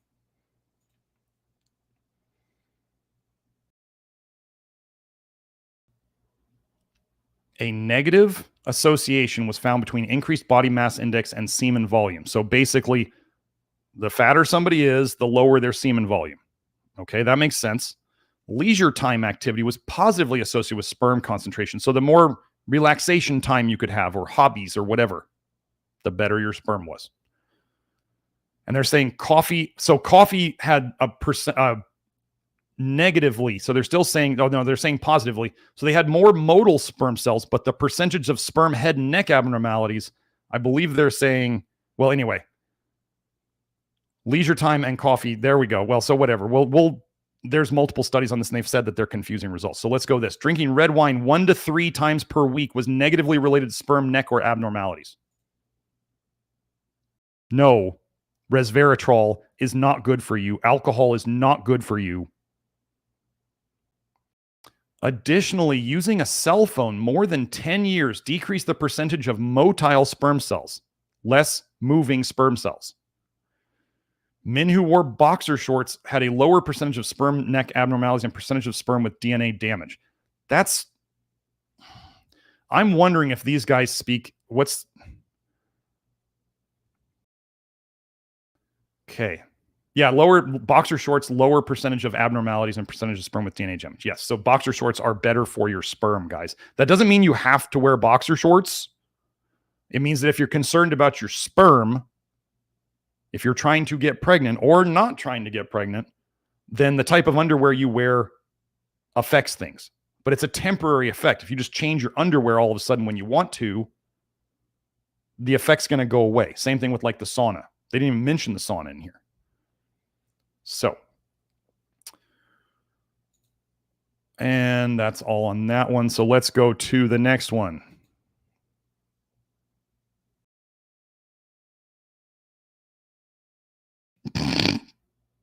Kelsey posted that the ozone lady, a pork lover, posted her copper finally, and it was very high. There's a reason she's so angry. And her approach of all carnivore is not detoxing copper out of her. I guess we have the real world effects.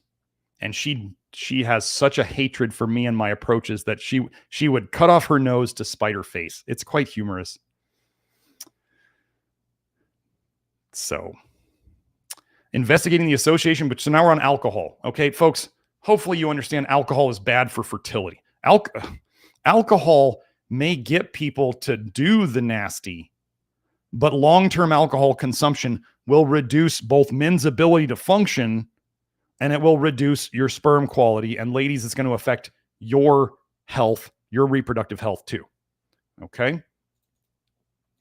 I hear Joe sending me all sorts of messages.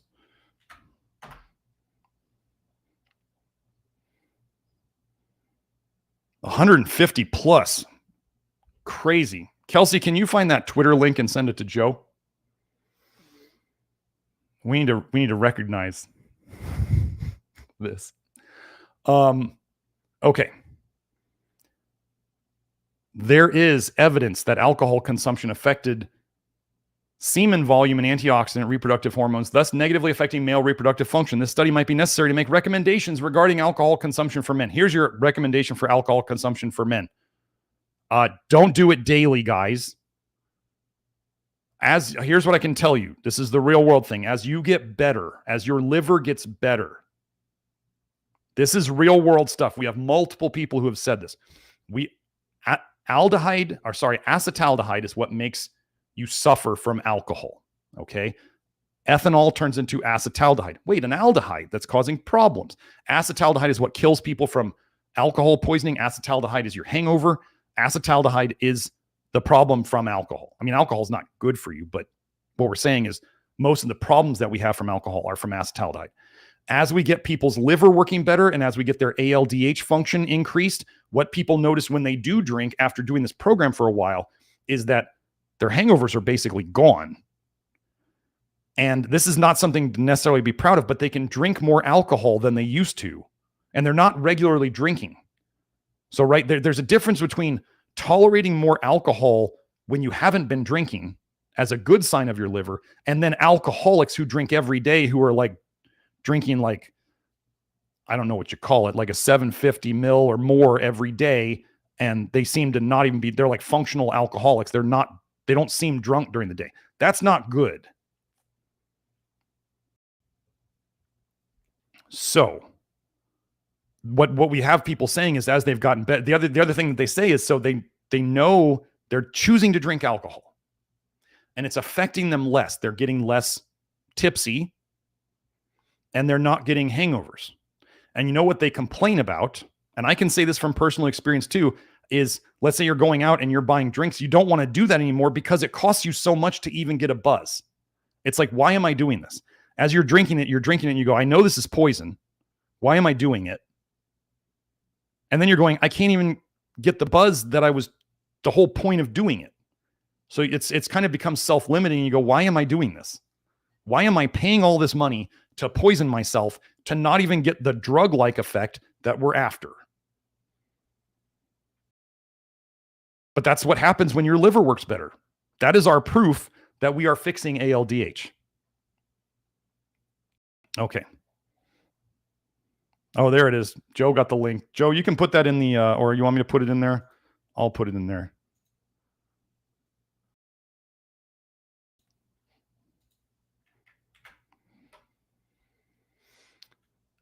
So I do not suggest following the crazy ozone lady unless you just like to read complete and utter horse shit.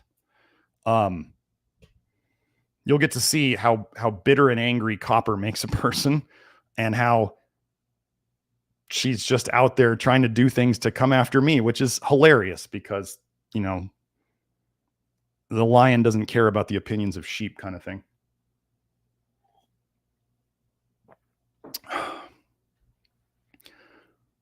Here we go. The impact of alcohol consumption on male fertility potential, a narrative review. So this is a bunch of studies.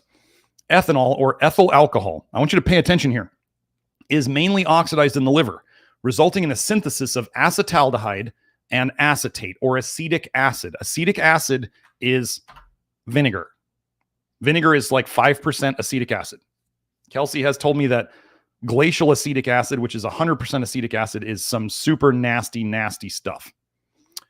So just like ethanol turns into acetaldehyde, turns into retinoic acid. Wait, did I say that right? Sorry, ethanol turns into acetaldehyde, turns into acetic acid. Retinol turns into retinaldehyde, turns into retinoic acid. They use the same detox pathways. ADH and ALDH. Pay attention to what they say here. I've started to suspect that acetic acid, like vinegar, folks, if you're in the early stages of the love your liver stuff and you're getting better and you need some like vinegar for flavor and stuff, that's fine. But what we're seeing most people as they get better over time, they're starting to find that their taste intuitively is like moving towards less and less vinegar to no vinegar. And as people get less toxic, they tend to recognize toxins better. And so they don't want the vinegar so much. In the early phases, if you want to do some of it, that's fine. Just realize that acetic acid is probably not good for us. And as they say here, acetaldehyde and acetate, or acetic acid, which are toxic and carcinogenic metabolites, as well as in the generation of a reductive cellular environment. Moreover, ethanol can interact with lipids. Pay very close attention here, egg lovers, and those who think we need more choline. First of all, if you're eating mostly beef or bison or red meat, you have no choline deficiency. Do not listen to the eggheads out there who say that you need all the choline that's in eggs. If you're eating beef or other red meat, you're getting plenty of choline.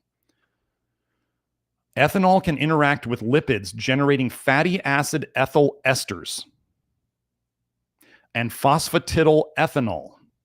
What is phosphatidylcholine? Which interfere with physiological cellular pathways.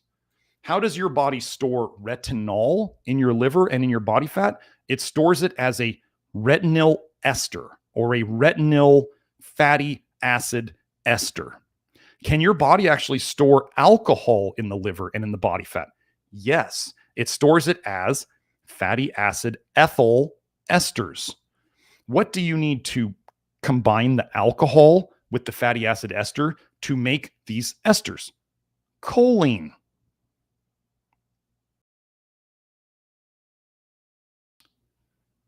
What is choline for? What is the form of choline that is in eggs? Phosphatidylcholine.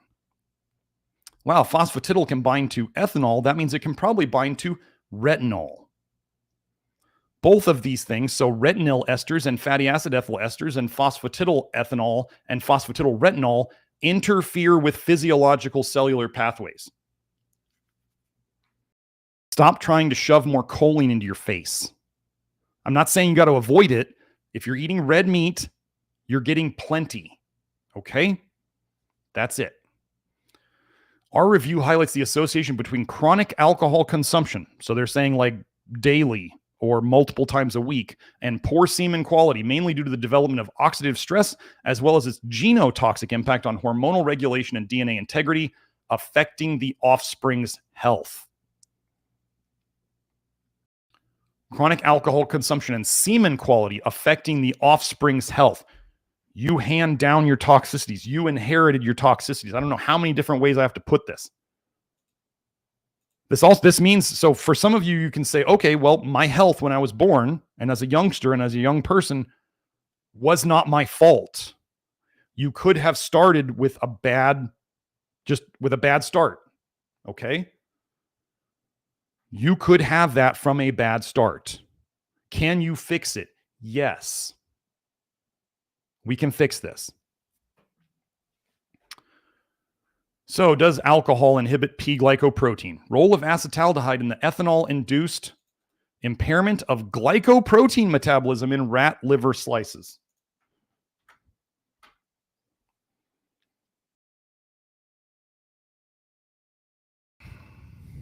When low levels of acetaldehyde from alcohol were maintained in the medium by means of infusion, a significant inhibition of glycoprotein synthesis, so you're not making P-glycoprotein, was observed.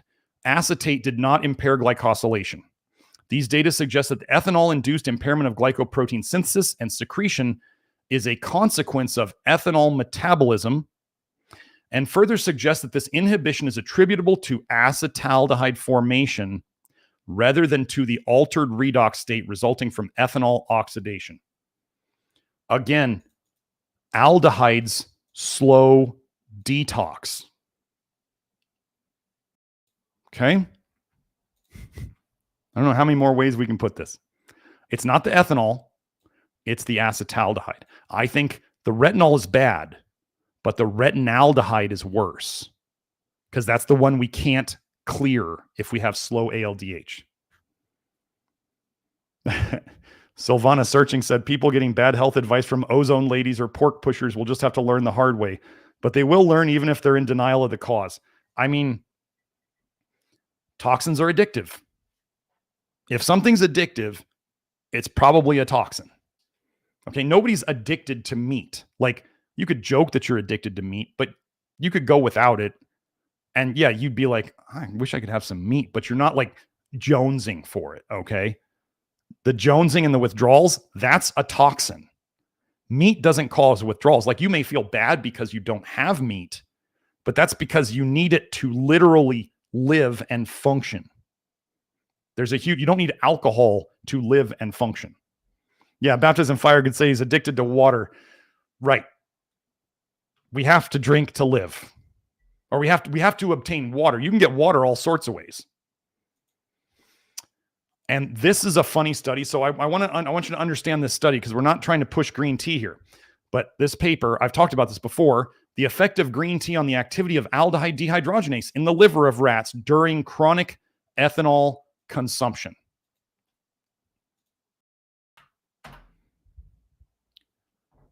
Younger people are generally less toxic, and so they have faster detox.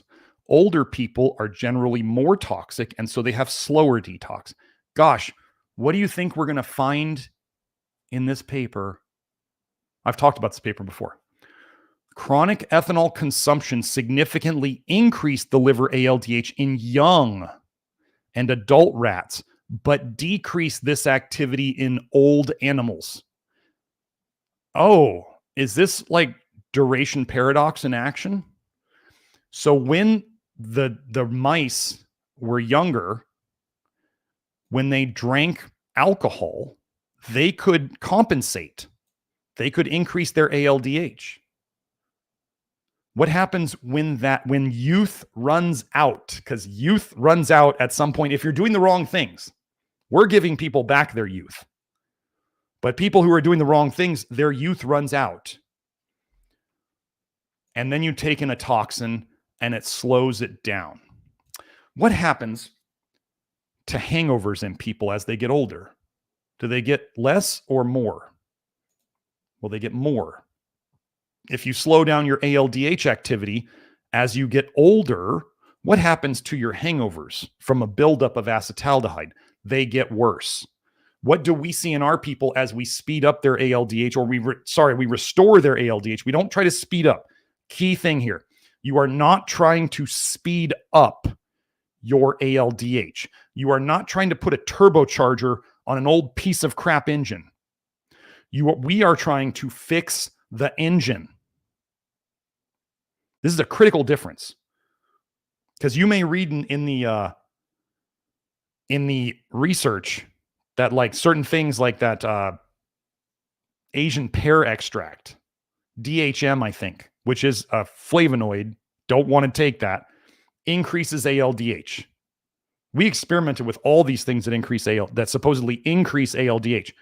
All of our people who are doing the love your liver stuff, they all made everybody feel worse. But as we fix their ALDH, as we repair their ALDH, they get better. Our people are already detoxing so fast that if you try to put in trash garbage supplements, they tend to feel worse because those supplements are screwing up detox, and they were doing good, and now they screw it up more. So Silvana, if we're talking about the crazy lady, she eats a lot of pork, and she is a full carnivore. So she does no fiber, and she wonders why she's not detoxing. And she thinks that beans gave her copper toxicity. All of our people here who are testing can attribute that their copper is generally coming down from eating lots of beans. So she's the only one out there, and she has not eaten beans in probably 2 years now. So if she's still blaming her copper problems on beans, it's just because she's doing the wrong thing and she doesn't understand what she's doing, and she's really addicted to just trying to prove me wrong, which the track record on doing that for people is not going well. So, and they're saying here, these results demonstrate that green tea administered during chronic ethanol consumption does not prevent the changes in hepatic ALDH activity in the rats at each age. Well,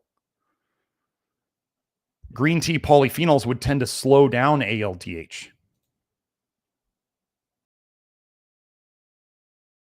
They say it increased ALDH activity in young and adult rats, but did not alter this activity in old rats. Don't try to do green tea to save you from anything. It doesn't save you from anything. Okay, now I want to go to the fun part. This is the fun part. Hold on, let me get this up. What?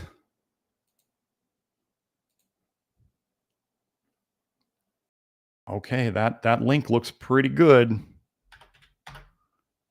There we go. Hey, just had to fool the browser for a second, I guess. Okay, so have you folks noticed how there's people out there pushing microdosing mushrooms, and they're pushing ketamine, and they're pushing all sorts of drugs as being good for us? We already went over weed. We went over alcohol. We went over nicotine. But what about hallucinogens? Hallucinogens now fix magical stuff. Some of us out there who have experimented with hallucinogens understand that hallucinogens basically open up doors for bad things to come into you. I firmly believe this is true based on personal experience. So, and have I dealt with that problem? Yes, I have.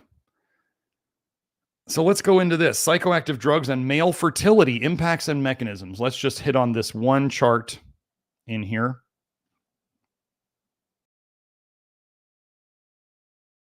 Wait, why is it not? Oh, come on. This doesn't jump like I want it to. Where is the... See if I can find it. Let me hit refresh on this.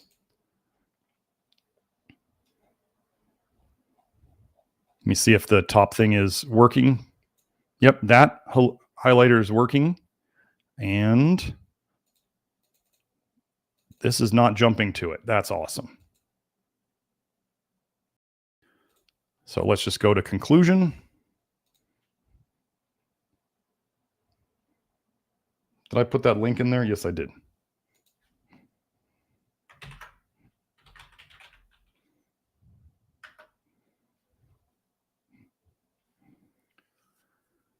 In conclusion, psychoactive drug abuse not only harms male sexual and erectile function as well as testicular functions vis-a-vis testosterone concentration, spermatogenesis, and sperm quality, but it also alters testicular histoarchitecture. It's changing the structure of your testes, guys, through a cascade of events via multiple pathways. Therefore, offering adequate and effective measures against psychoactive drug-induced male fertility remains pertinent. And what kind of drugs are they talking about here? Cannabis, marijuana, depressants, drug abuse, hallucinogens, narcotics, opioids, psychoactive drugs, and stimulants. Boy, that's pretty much all of them, isn't it? And here's something that I figured out based on personal experience and what I saw in other men my age going through college and stuff like that. Okay. There's something about hallucinogens that damages masculinity. And what I mean by that is one of the qualities of masculinity is standing steadfast, standing strong in what you believe in, believing in something and acting on that belief, whether it's good or bad. Masculinity is having a belief and standing behind it.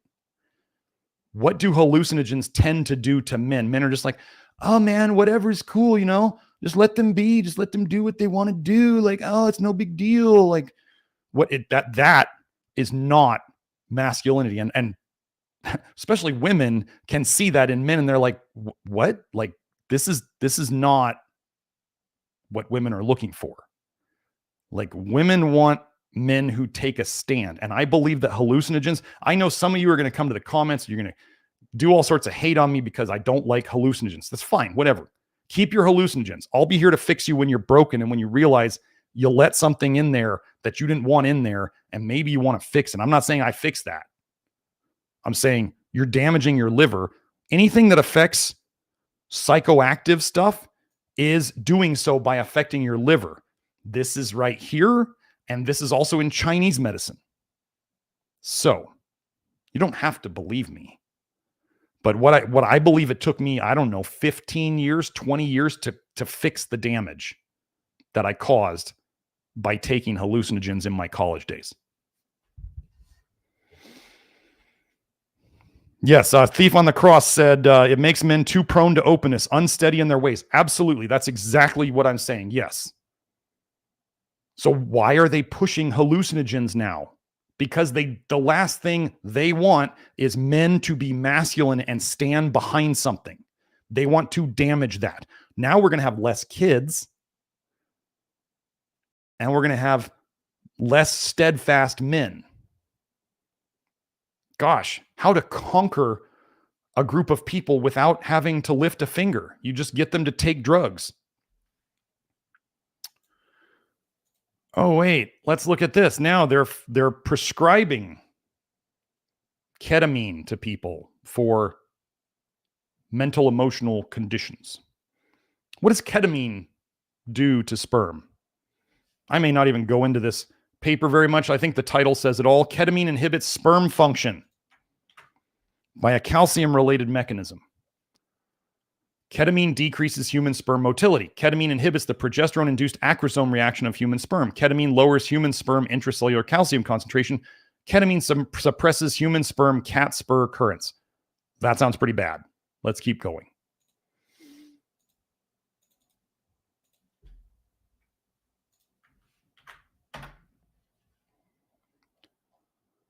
The effect of different doses of ketamine on quality of normal ejaculated sperm.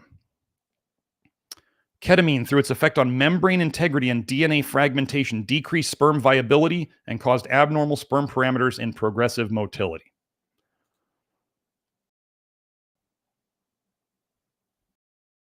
Toxic effects of ketamine on the reproductive system via disrupting the hypothalamic pituitary testicular axis. You want to know, I actually, there was a ND who went before our state board, and she was, so a naturopathic doctor, licensed naturopathic doctor, she was prescribing him ketamine and methylene blue. Oh, how far my profession has fallen. I think she had him on a benzodiazepine too, like related to Valium and Klonopin and stuff like that. She just became like a second-rate pharmaceutical pusher. So many NDs are doing that nowadays just because it's an easy way to make money, and their old herb solutions aren't working because people are so toxic that when they try their herb, it doesn't do anything. It's not strong enough, or it causes them to feel worse. So, toxic effects of ketamine on reproductive system via disrupting the hypothalamic HPTA, hypothalamic pituitary testicular axis. What are they trying to do to our men? Ketamine significantly decreased the serum concentrations of testosterone, inhibin B, follicle stimulating hormone, that's the sperm stimulating stuff, and luteinizing hormone, that's the testosterone stimulating stuff. Meanwhile, the mRNA expressions of gonadotropin releasing hormone, this stimulates LH and FSH. So GnRH stimulates LH and FSH, and that stimulates testosterone and sperm production. In the hypothalamus, gonadotropin releasing hormone receptor, LH luteinizing hormone beta and FSH beta in the pituitary, and LH receptor and FSH receptor in testes were also significantly inhibited by ketamine compared with the control. This is destroying the entire hormonal system. Oh, but Elon takes it like once every week or two. Oh, great. Good. That's what I want our pseudo leader to be doing. Don't you? Taking a hallucinogen that kills testosterone? That sounds good. Or maybe it's all just a lie. I don't know. These results demonstrated that ketamine has a toxic effect on the reproductive system via breaking the hypothalamus pituitary gonad equilibrium. Okay. Couple more. So ketamine's a hallucinogen. We talked about all those other hallucinogens in that one study. Now we're going to hit on some other meds that a lot of people have been put on. Amphetamine relatives. Impaired reproduction after exposure to ADHD drugs. Systematic review of animal studies. Generally, the impairments to their fertility improved after a drug-free period. Improved. That doesn't mean they all disappeared. And were less pronounced when treatment started later in life. Okay, when you're developing and you take drugs, it does more damage to you than if you start the drugs when you're later. I think we all understand this. Like, we all know the people in high school who started drinking in high school or started smoking weed in high school, and you saw what generally happened to them, and it wasn't good because their brain wasn't set yet. Like, one of the things I'm telling my kids, I'm saying, y'all can do whatever you want with your life, but if you're ever going to mess around with drugs, just at least get into your 20s before you do it. I'm like, because you will permanently mess up your brain if you do it while you're a teenager. This is the kind of advice that my dad gave me, and I actually listened to it because it made sense. He wasn't telling me what to do for the rest of my life, but he was saying, don't do these things. Like, these are the biggest mistakes to avoid. These are the big rocks before you get to the small rocks and the pebbles and the sand. Okay? Conclusion, ADHD drugs impair the reproduction in animals. What does that mean they do for health? They're not good for it. Let's go over one more thing. The adverse association between stimulant use for attention deficit hyperactivity disorder and semen parameters.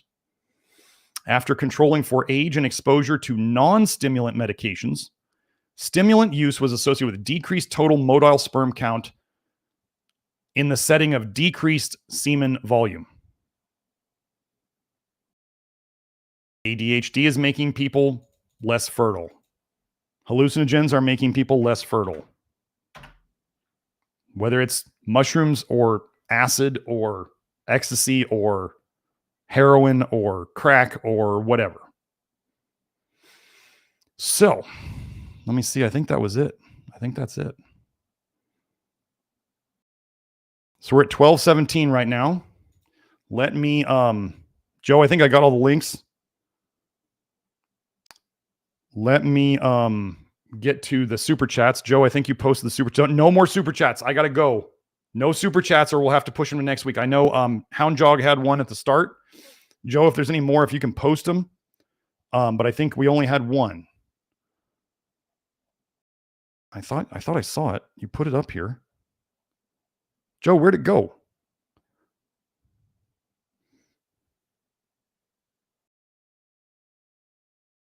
There it is. Okay. So Houndjog says, you are loved. Well, thank you very much. I appreciate that.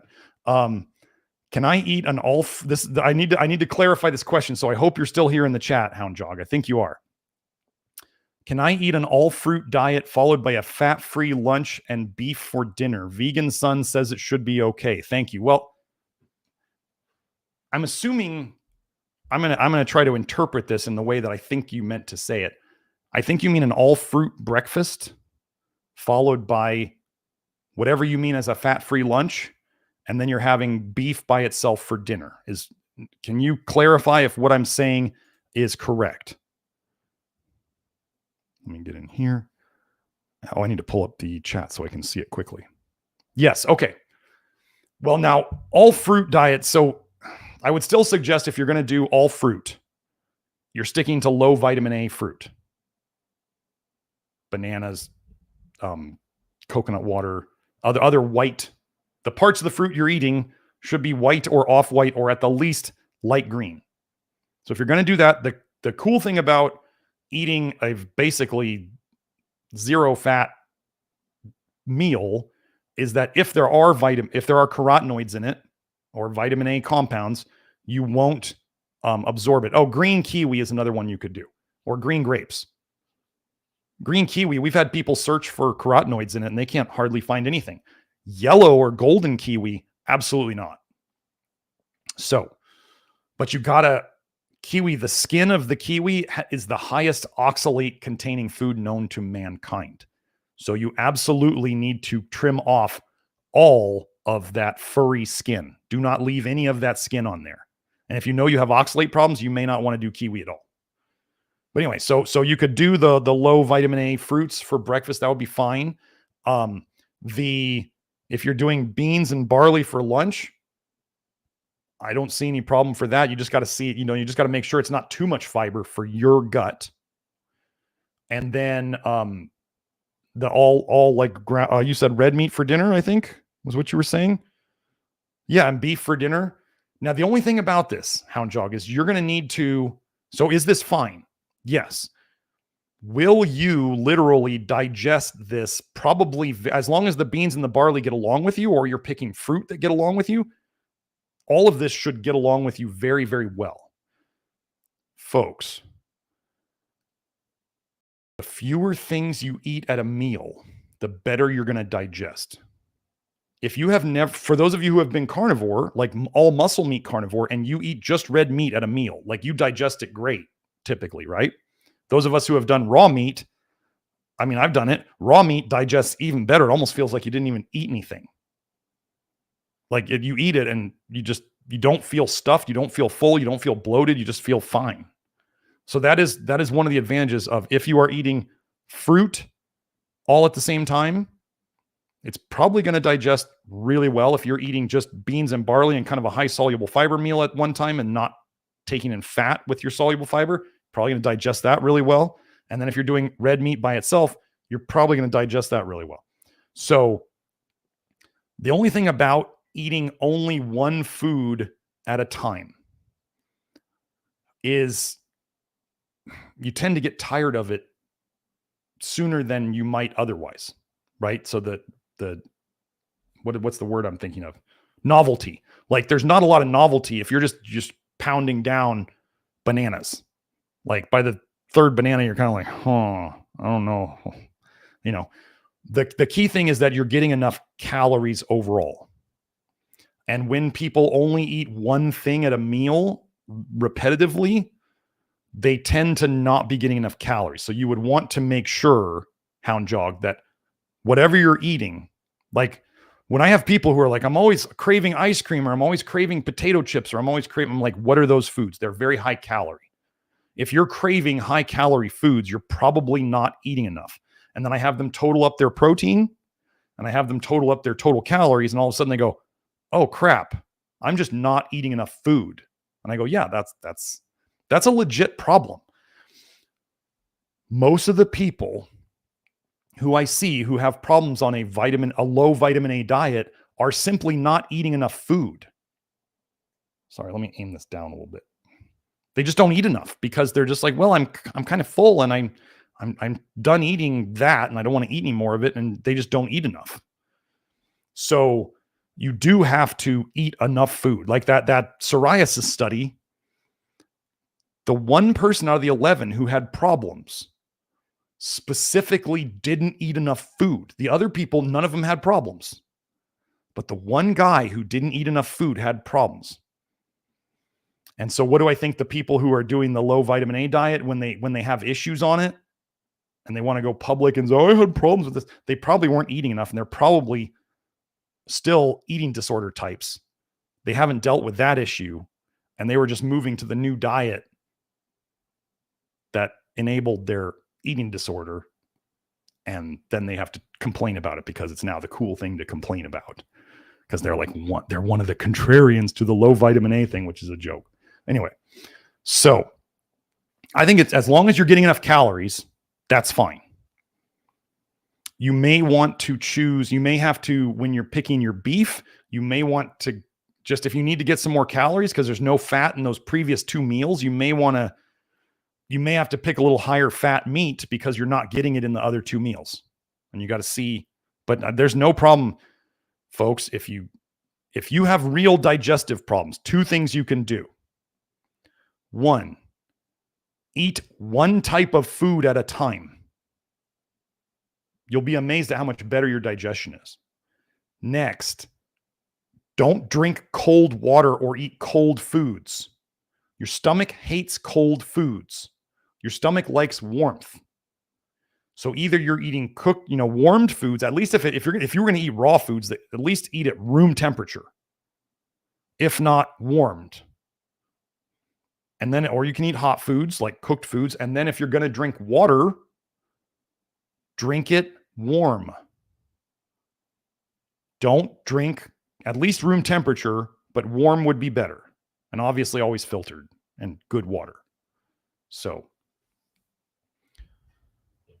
that was the only super chat for today. Okay, so I got to get to my inner circle stuff. So hope you all enjoyed that. Don't do drugs.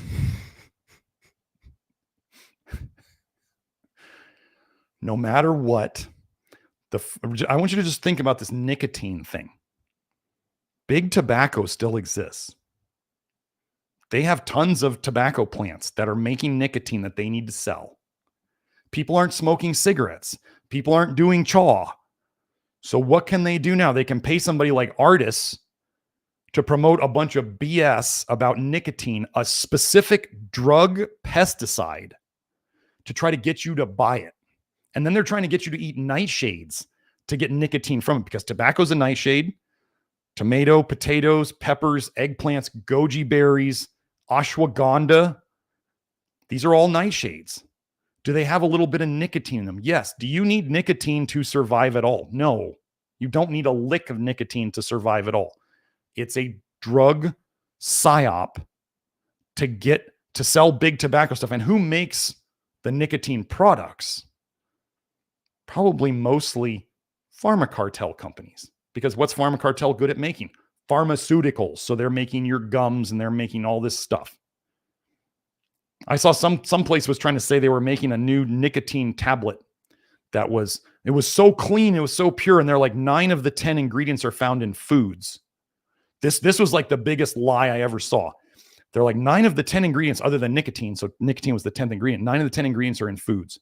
And you look at them, and one of the ingredients is acesulfame potassium, an artificial sweetener. And a lot of these were chemical compounds. And they were saying because it was used in foods as an ingredient, they were saying 9 out of the 10 ingredients are found in foods. And I was like, that is the biggest line of BS I've ever heard. Oh yeah, recommending patch and vape. Yeah, so anyway. Oh, so Victor made it. Sorry, Victor, we're about to wrap up. Anyway, so oh yeah, Kelsey's saying if somebody was going to get nicotinic acid from Tobacco, you have to burn it. Vaping, it doesn't. So even if people were trying to get niacin, vaping doesn't do it. Tobacco, like chewing tobacco, doesn't do it. Zen is just nicotine, whatever. Zen is such a mockery. Anyway, okay. Yeah, just take your flush, as Kelsey's saying. Just take your niacin flush. That's what I do. That's what all of our, our people do. If you're still working up on niacin, keep working.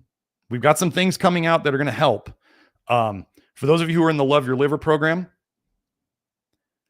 if you want to keep an eye on the VIP store over the next couple days, you'll see something new come up there. It's not in there yet, but if you keep an eye on the Love Your Liver VIP store, which only the Love Your Liver people get access to, if you keep an eye on it, you'll see something new pop up there very soon. So be excited for that. Anyway, okay, so let me just run through the links that Joe's already shown already. NutritionDetective.com is our main website. That is where you can find our minimal additive or additive-free supplements. That is where you can find our testing and consultation packages with our health facilitators, Kelsey being very active in the chat. I think Hope was there too.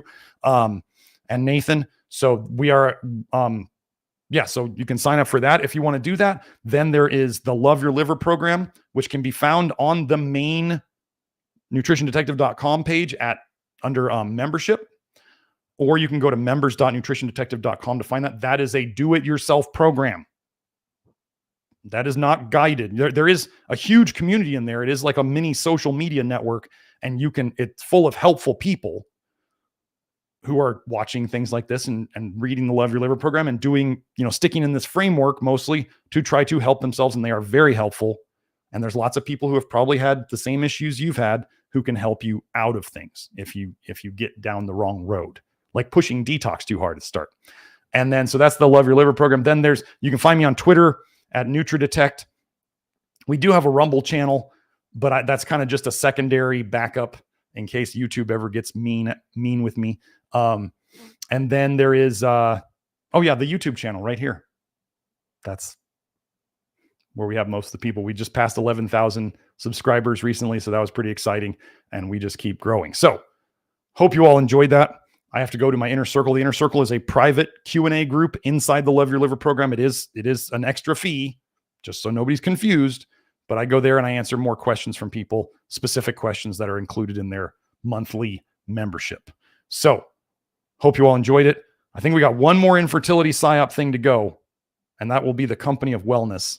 I don't know when we're going to do that, and I'm pretty sure I'm going to do another special episode with Kelsey answering questions alongside with me, because I'm going to be up in Idaho fairly soon, and I hope to have Kelsey on, and we'll both be able to answer your questions. So I will see you all next time. Have a great week.